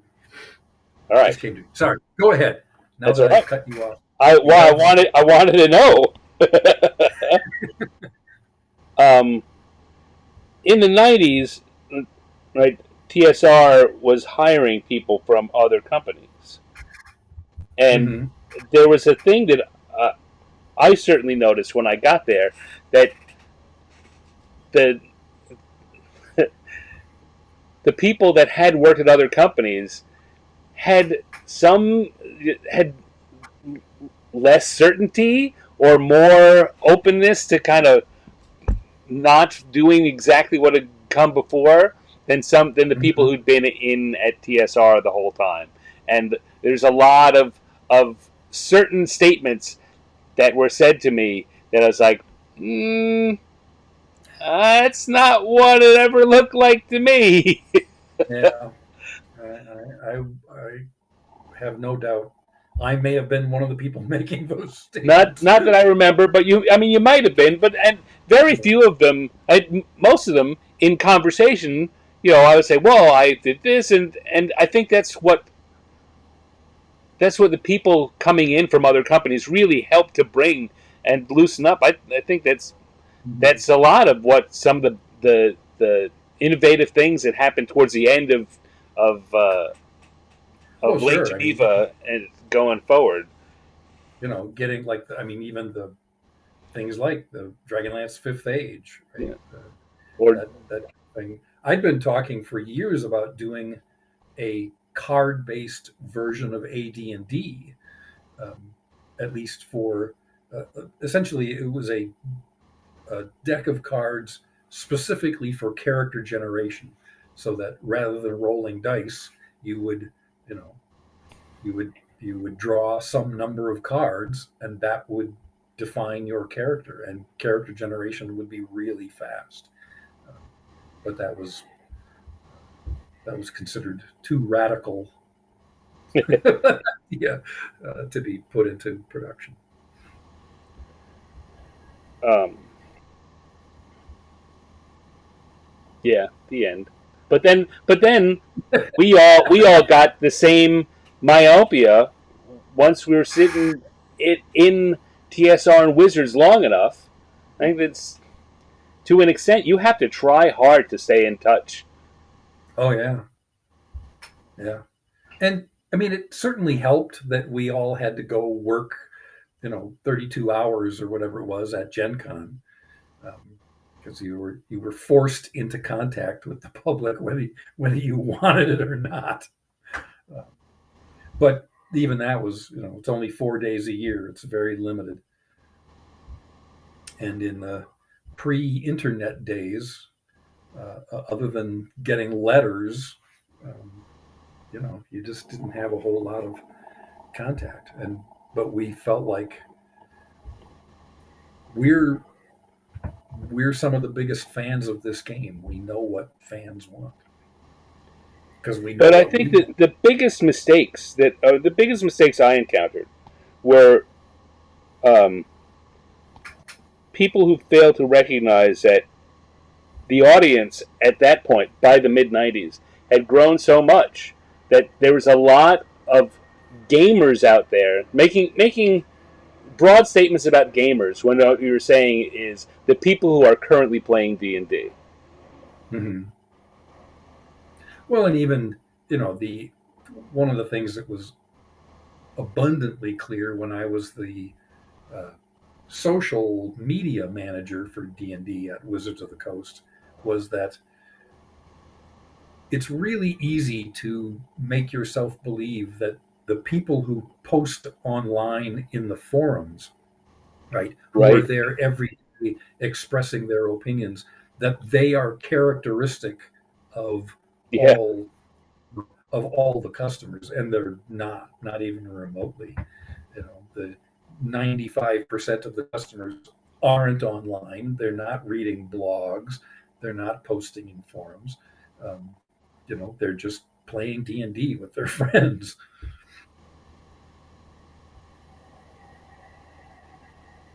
Oh, I see that the people are saying that the new D&D starter set is going to use a card-based character generation system. Well, good. Is it? I'm glad to see. That was my idea. It's finally going to see the light of day. And will they give you credit for it? I'm guessing no. But it's only a guess. Who knows? Hey, that guy only has 3 fingers. Are you using AI? I've been yelled at for only using 3 fingers for years. You know who can't stand the fact that I mean, it's a standard for animation and cartoony. But the Simpsons all only have 3 fingers. Yeah.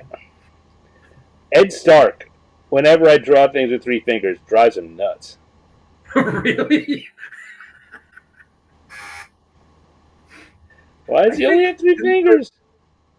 But the sketches that you did for me, those characters all have. Yeah, well, I know that's when I'm doing something.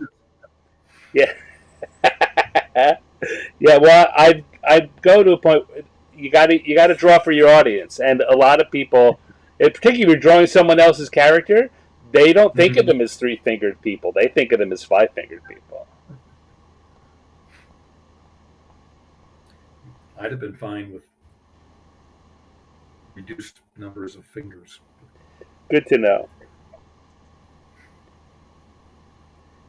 And I mean, since you brought it up, I presume you don't mind me just kind of saying that I'm doing this project with you, or you have very kindly hired me to do this project. And I bring it up in case anyone watching wants to hire me to do something similar for them. Yes. What's the project? For someone to do a cool portrait of your player character group, he's sitting right below me on the screen. Yeah, so we just wrapped up how long did we figure it was? 8 years? At least 6, and 6-year campaign. Yep. I mean, we started playing that not too long after 5e came out. Yeah. It took us a little while to wrap up Barrel Maze, but yeah. And so you have engaged me to draw the characters from that campaign for posterity. Yes. For the ages. How many is this? Is this the third one you've been working on, Stan? The what? Of the inking. Oh, this is the same one. You've It's the just same one. Yeah, no, it's a different. okay. You just It's the far eliminated a corner. bunch of Yeah, foreground. Got it. I'm down in that corner of the. Yeah. Okay. You just turned off layers. I get it. Right. Yeah. The.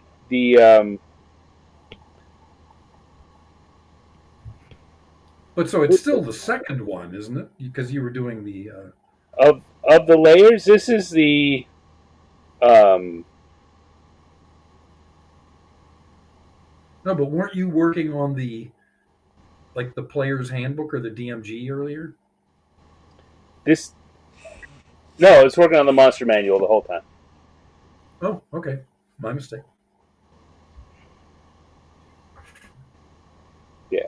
So. I started working on those guys in the front who are on their own layer, and now I'm seeing, God damn it. All right. What's the matter? I'm seeing there's a problem in line weight. The things in the foreground have a lighter line weight, a much lighter line weight than the things in the background. Yeah, they do. I have to do something about that. I was too and that actually is one of the problems in working digitally is you can zoom in so close that you forget that looks great, but when you put it out, it doesn't feel the same as everything else around it. And you can't just tell it on this layer, make all the lines 20% thinner. Some programs you can just stick a like two or three pixel stroke around everything, and it just creates that. Can't do that with Procreate though. All right, I gotta finish this layer now that I'm working on it. Everything. Well, you tend to lighten things up. I was going to say that's a really dark drawing. You know, all those characters and things are very dark. You might not even notice the weight of the lines all that much.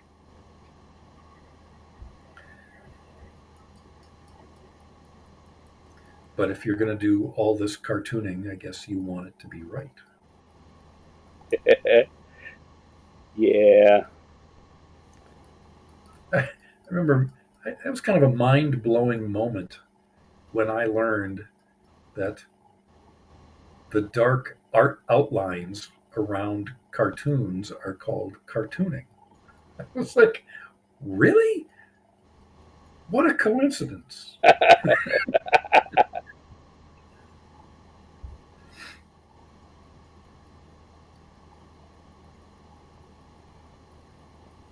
I was reading something about Samurai Jack was where I learned that because either I don't remember either the cartooning was extraordinarily heavy or there was none. Either way, it was unusual. It's yeah. Gendy Tartakovsky does some really really drawing heavy. I mean, animation that really feels like drawing. Yeah. I'm looking at Samurai Jack cells, and there is no cartooning on those. So that was what made that one unusual. All right. I mean, that looks good, and that looks good, but together they don't look like they go together. Together, they fight crime.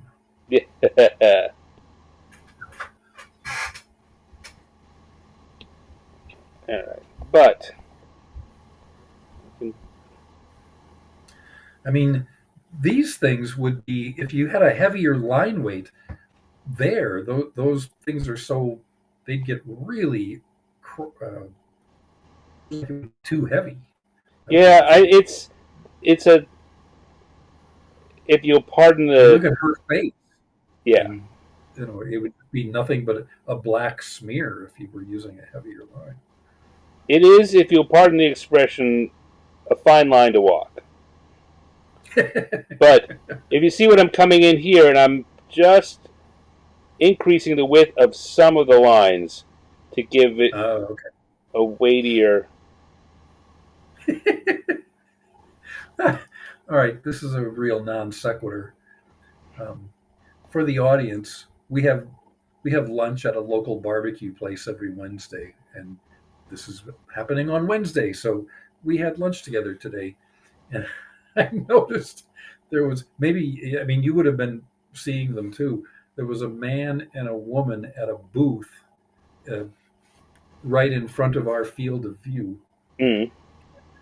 um, and she had some corn on the cob with her meal, and apparently she had I couldn't. I was kind of looking at her from behind.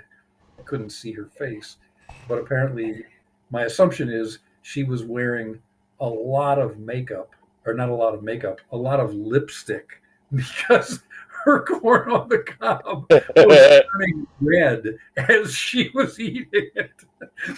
The cob, that was already cleared, had a very distinct pinkish tint to it. I don't think I had ever seen anyone's lipstick rubbing off on their corn on the cob before. Well, son, you ain't been doing enough Texas barbecues. That's what I say.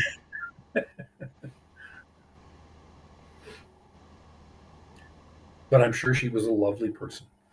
That's no reflection. Not casting aspersions. Just saying. Yeah.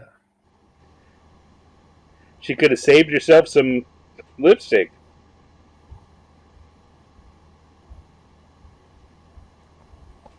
You realize that's all coming off, right, lady?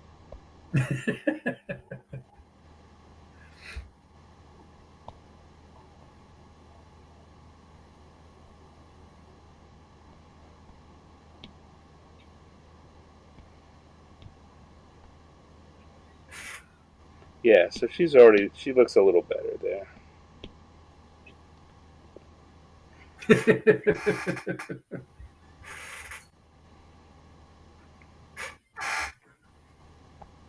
You're not going to Gen Con, right? You already said that the only other show you're going to is Right. No, no, not going. I went last year, but I'm not going this year. I don't really have any, um, unless I have like a business reason to go to Gen Con, or last year I was there for the 50th anniversary stuff. Uh, it's it's just so big that I feel kind of overwhelmed there. Although, as I mentioned, it was last year. Even though the convention was, they must have changed the way they handle crowds at the convention or improved some of their systems. Because even though the convention was bigger than it had been for quite a while, it didn't feel nearly as oppressive as it had in previous years when I'd been there. It was easy to get around.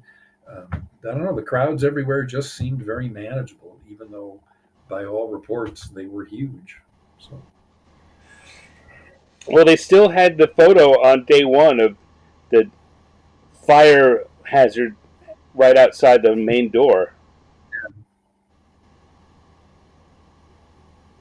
yeah, like I say, I can't explain it. Come on, cat, get your tail out of my face. I want to Um, be online too. I want to be internet famous. Want to look at the camera? Smile at all the people. Yay, kitty cat.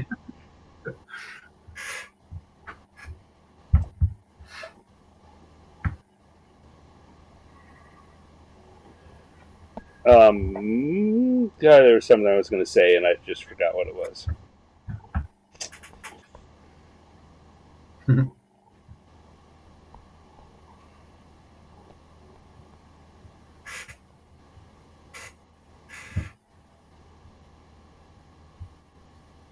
And the funny thing about that line weight being so off is I don't know if you noticed that during the drawing I do this a lot, the zoom in, zoom out. Mm-hmm. I I did that. I did everything I was supposed to do. I just wasn't looking at the thing I was supposed to look at. That's a really great boo. You should make boo into a sticker. Someone else posted earlier that that's the fiercest looking boo they'd ever seen. Where did boo come from? That originated in a computer game, didn't it? Yeah, it's all From Baldur's Gate. Baldur's Gate. Minsk and Boo come out of Baldur's Gate.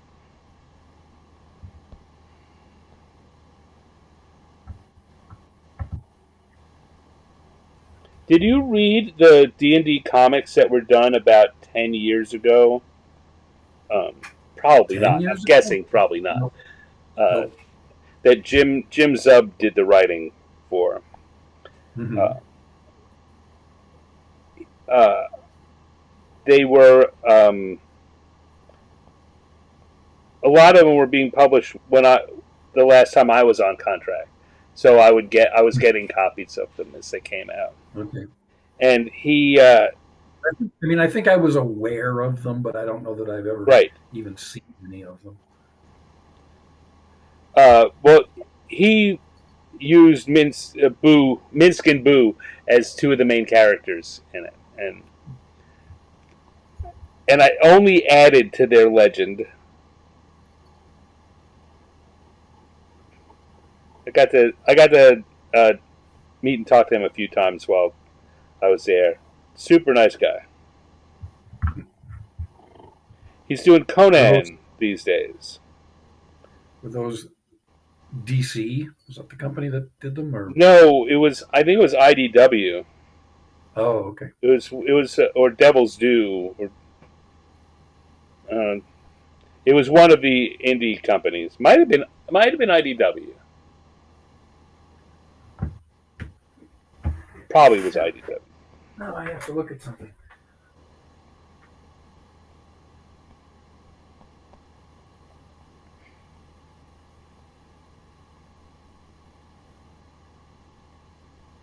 Okay.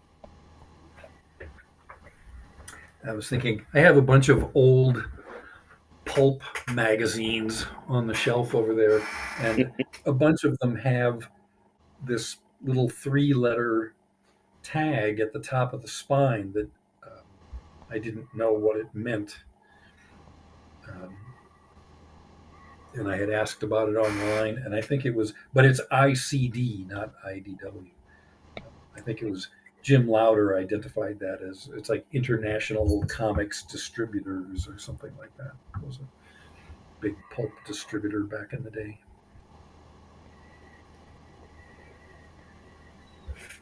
Oh, boo. Dark Horse is the current contract for D&D comic books. So are there D&D comic books being made now? Currently? Probably.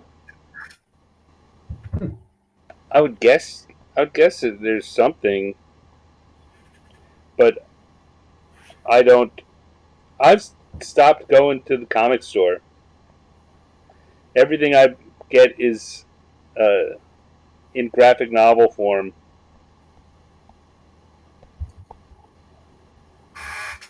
Yeah, there was a question if either of us have played Baldur's Gate 3.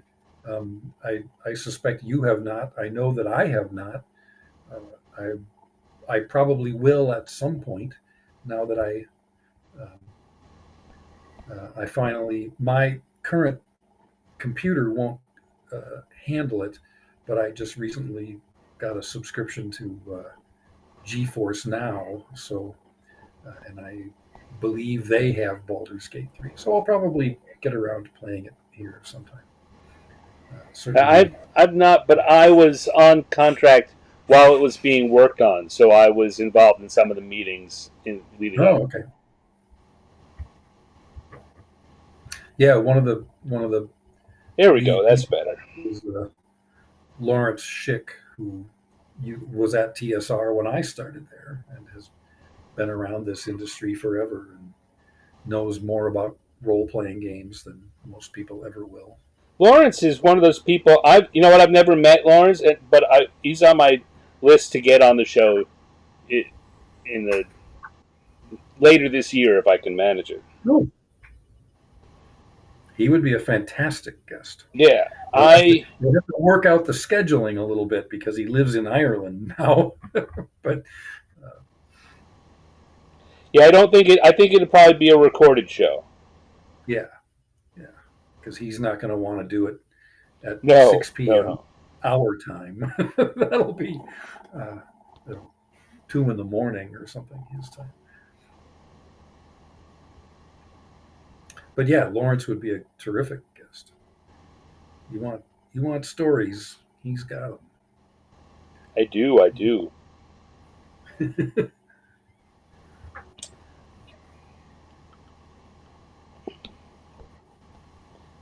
Dungeons and Dragons, the Fallbacks.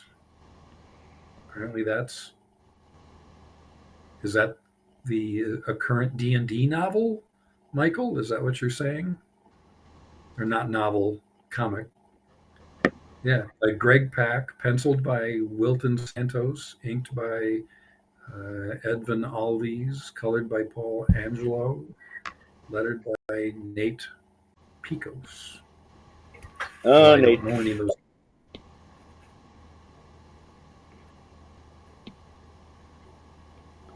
All right. Well, Yep. as confusing as it looks right now, that's our drawing.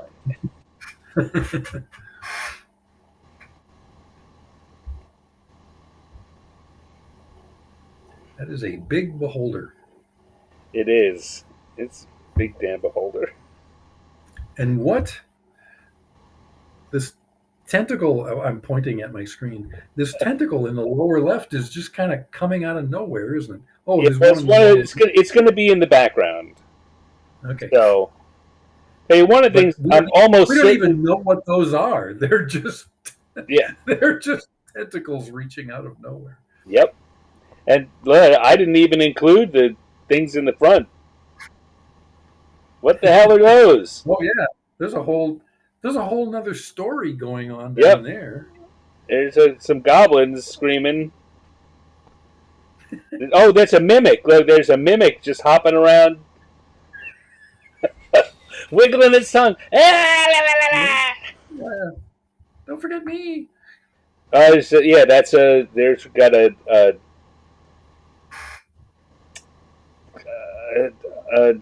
what do you call them?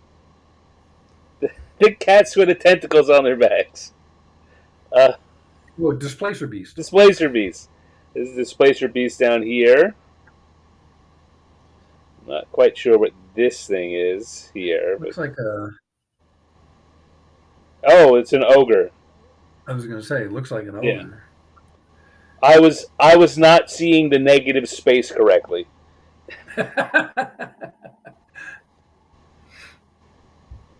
Yeah, that's always. I saw. Who was it? Oh, it's a photo of ZZ Top. You know, it was a photo taken during a concert, and Billy Gibbons was holding his guitar in kind of a funny way, and I was looking at it and looking at it, and I was like, that just doesn't make sense. That's not. There is no guitar shaped like that, right? And certainly none that I've ever seen Billy Gibbons play. Until you suddenly realize, my eye is inverting the perspective here And once I realize those lines are coming toward me, not going away from me, then suddenly it all makes perfect sense. It was like one of those weird, you know, does this weirdly shaped bolt have 3 prongs or 2 prongs? Right. So one of the things I'm going to do to lessen the impact, and I was going to do this anyway, but it will help to lessen the boldness of those lines, is I'm going to take everything. See how one of the things that painters do to create that sense of depth is reduce the sharpness of the creatures that are further away. And one of the things that you do in cartooning to do that is change the outline, the color of the outline from black to a less sharp color. And I do that a lot in my drawings. Kind of, if we just go to the, the Right. Red Knot is a gray, right? The initial drawing, it felt really too strong. Yeah. Yeah, if you screened all the beholder lines back to 80 or 60% or something. Yeah. So here, I'll make it, and because it's a blue background, I'll probably shift it into blue, so it'll be like a navy blue instead of a black outline, and that'll. Yeah. See, that's why you're the pro. If I do that, I can do that right here. If I Alpha Lock, let's pick a blue. Injun Joe asks if I remember writing Wanderlust with Mary Kirchhoff. Yes, I remember that very well. Yeah, I mean, even there already, it falls back a little. The guys in front pop some more. Yep.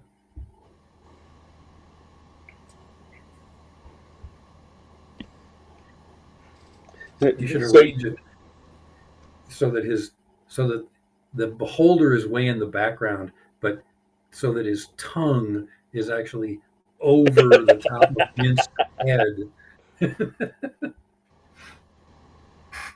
Well, yeah, I mean, you get to fit around like with the characters. See here, her Blackstaff's staff is glowing at the top, so I'm going to take that. Well, first of all, I'm going to take the magical effects and just make them orange and yellow line work instead of black line work. Mm-hmm. But I'll probably take the top of the staff and do that also. Just that, like where the magical effect starts. Mm-hmm. Yes, so Injun Joe, I don't think it was mentioned anywhere in the little bios at the back of the book, because I've run into other people who don't know this. Mary and I were married at the time. Living in East Troy and raising a couple of little kids. So yes, I do. I remember working on that book very clearly.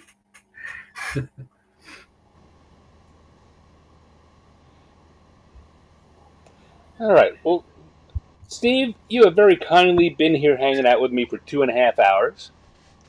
And hard to imagine, right? I know. It just flies by. Well, time flies when you're having fun. So, I mean, don't have to rush off, but I think I will leave the inks done. I'll do the colors on my own time. I'll leave it up here so folks can look at it. What else is going on in the chat? Has Steen ever seen Stan's Beholder doom scrolling from the improv show? I don't know. Probably not. Doesn't ring a bell? No, I don't know. Have you seen that? I don't think so. Yeah. Let's see. So, come to the folder with that. I don't remember what week that was. That'll be the hard part. Was it Um, to answer Chris Andrew's question, uh, is it hard collaborating on a book with someone else? And the answer is yes and no. it right. It introduces problems.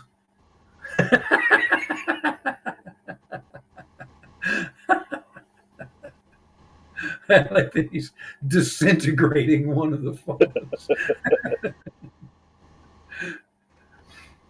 Obviously, you get a whole new set of problems that come from trying to collaborate with someone, but it solves a lot of problems too, right? Because you have somebody to bounce ideas off of, and you're only doing theoretically half as much work. It's probably, uh, you know, 2/3 as much work because there's a lot of, having to review each other's work and that kind of thing. But um, yeah, it's a different process. It's the only That's the only novel I've ever worked on. So I don't have any experience at writing a novel by myself.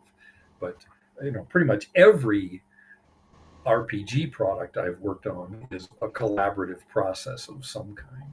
Right? When you're the editor slash developer, you're collaborating with the designer to make their work better. If you're things like Tomb of Annihilation, there were 3 primary designers on that. Um, so, there's a lot of collaboration that goes on in all those things. Do I think you that's a good way to work. do you want to do more fiction? Do you wish you have had more opportunities? That something you No, not really. That's one of those things that I feel like, writing a novel, I would love to have written more novels. I don't want to write more novels. uh, that's one of the reasons why I tend towards cartooning. Is I like having written a lot more than I like writing. I Yeah. like drawing. I really like drawing, and I love having drawn. Mhm. Yeah, I enjoy like writing RPG adventures way more than I would enjoy writing fiction. Just a personal preference. Yeah. It's interesting. The at some point, um, I I've been thinking about putting together, besides the regular interview shows, doing episodes where I bring groups of people together to have kind of panel discussions about things. Mm-hmm. One of them that I thought would be fun would to bring on a few people who have done both fiction and adventure writing and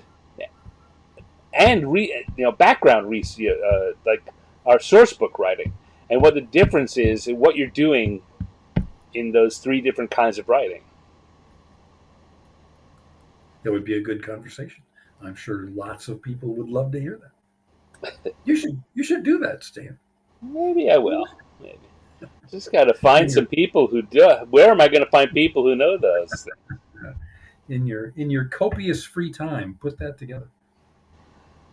Can I show the sketches that I've done for you? Yeah, absolutely. So getting started. These are 3 of the sketches for 3 of the characters from Steve's campaign. That's Roto. Roto Rumble Tummy was a DM's NPC. Chris Andrews says, yes, in the 5th Age panels one, I'm talking with folks about doing a Birthright panel and possibly a Planescape panel. So, yeah. Those would all be fun. I may need a second show.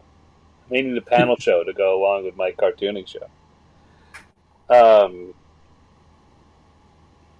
Yeah, you gave me the description of the hat, and I just couldn't.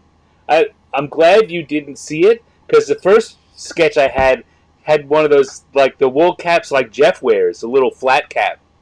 Oh yeah. It's like, that doesn't seem right. Well, I was thinking. I mean, my first thought was, it's just like a Dacian or Phrygian cap. And then I thought, I don't know, maybe that won't mean much to Stan. I should probably find a photo.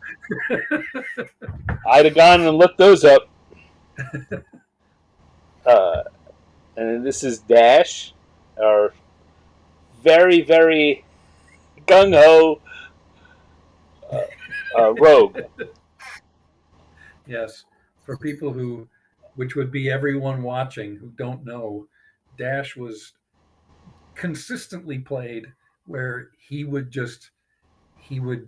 rush into danger and then would never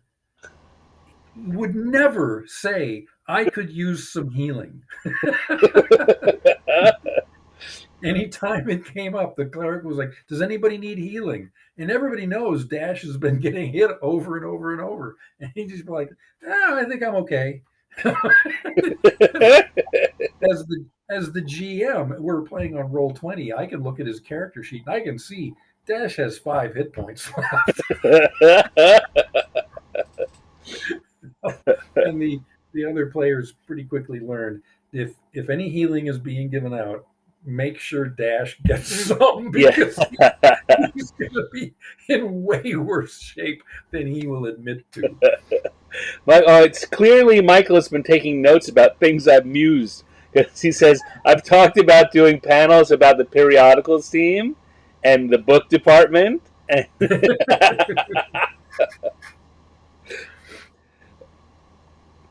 And then this is Thok, Yep. who looks a lot better than he did 3 hours ago.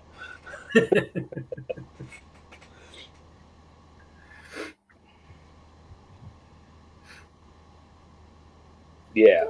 So those are the kinds of things I do. Yeah, I've done these for Ed Stark before, and these are the characters from his most recent campaign.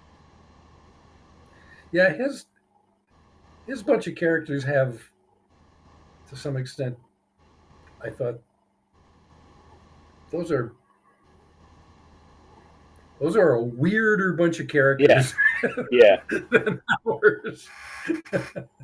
Yeah, well, we got the Minotaur Surfer dude. And then the plan is, and I'm going to be doing this. One on me. Yeah. I've even played a Minotaur before, but he was not a surfer dude. So after I finish, and I'll be doing this for Steve's group too, I will take those pieces and do a background drawing and then create a group shot. So everyone gets a standalone drawing of their character, and the whole team gets a thing. And I'm doing this at a size it could be printed out as a poster if folks wanted. I'm excited. Fun. All right. Steve, thank you very much. It's been fun hanging out and chatting, as it always is. Is there anything you want to plug again besides Ben's shows, or maybe Ben's show again? I mean, I had 2 episodes. I did the one with Kevin Crawford. I did another one with Ben Milton, and Ben, obviously, 3-way conversations. I'm not sure if the Ben Milton one has gone, if Ben has posted that one yet or not. I'll need to go take a look at his channel. If he has, I'll put up a link. Because Ben Milton is another very interesting designer doing very cool things, and of course has his own big series of his own YouTube channel that he has tons of reviews on.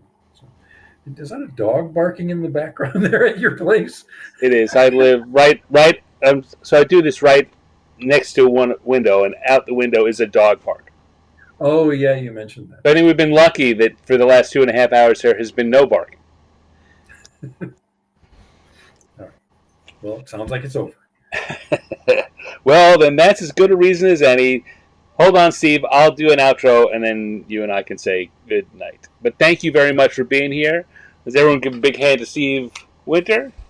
I'm sure I'll have him back again because he's a soft touch. And I'm retired. I have plenty of time. What else have you got to do? Yeah. All right, so there we go. We finished the line drawings, finished the inking on the Monster Manual 2024. It's coming together good. I'm not sure if I'm going to be able to finish it this week. My week is about to get super busy. Another ex-TSR Wizards alum, Sean K. Reynolds, who I had on the show. Yeah, who was on the show. He's a guest. Is getting married this weekend. Mazel tov. Congratulations to Sean. And so a bunch of folks are coming into town, and I'm going to be very involved in that scene. So no Random Encounter show tomorrow night. Sorry to say. You can go back and rewatch one of the ones you haven't. They're all up on the YouTube channel. So go into the archives. You can watch one. Or I'll be back next week. I think that I will be here next Wednesday, but this whole wedding thing is going to run through the whole weekend, so I'm not 100% sure I'll be organized enough. We'll see. One way or the other. If you want to know for sure, if you're really curious, maybe you want to sign up for the 50 Years in the Dungeon.substack.com free newsletter. That's a good place to find out.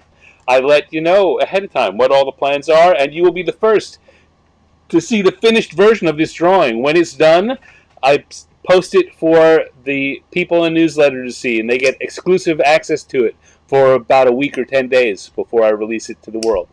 So, there you go. Good to know. Another way you can find all this is if you become a member of my Patreon community.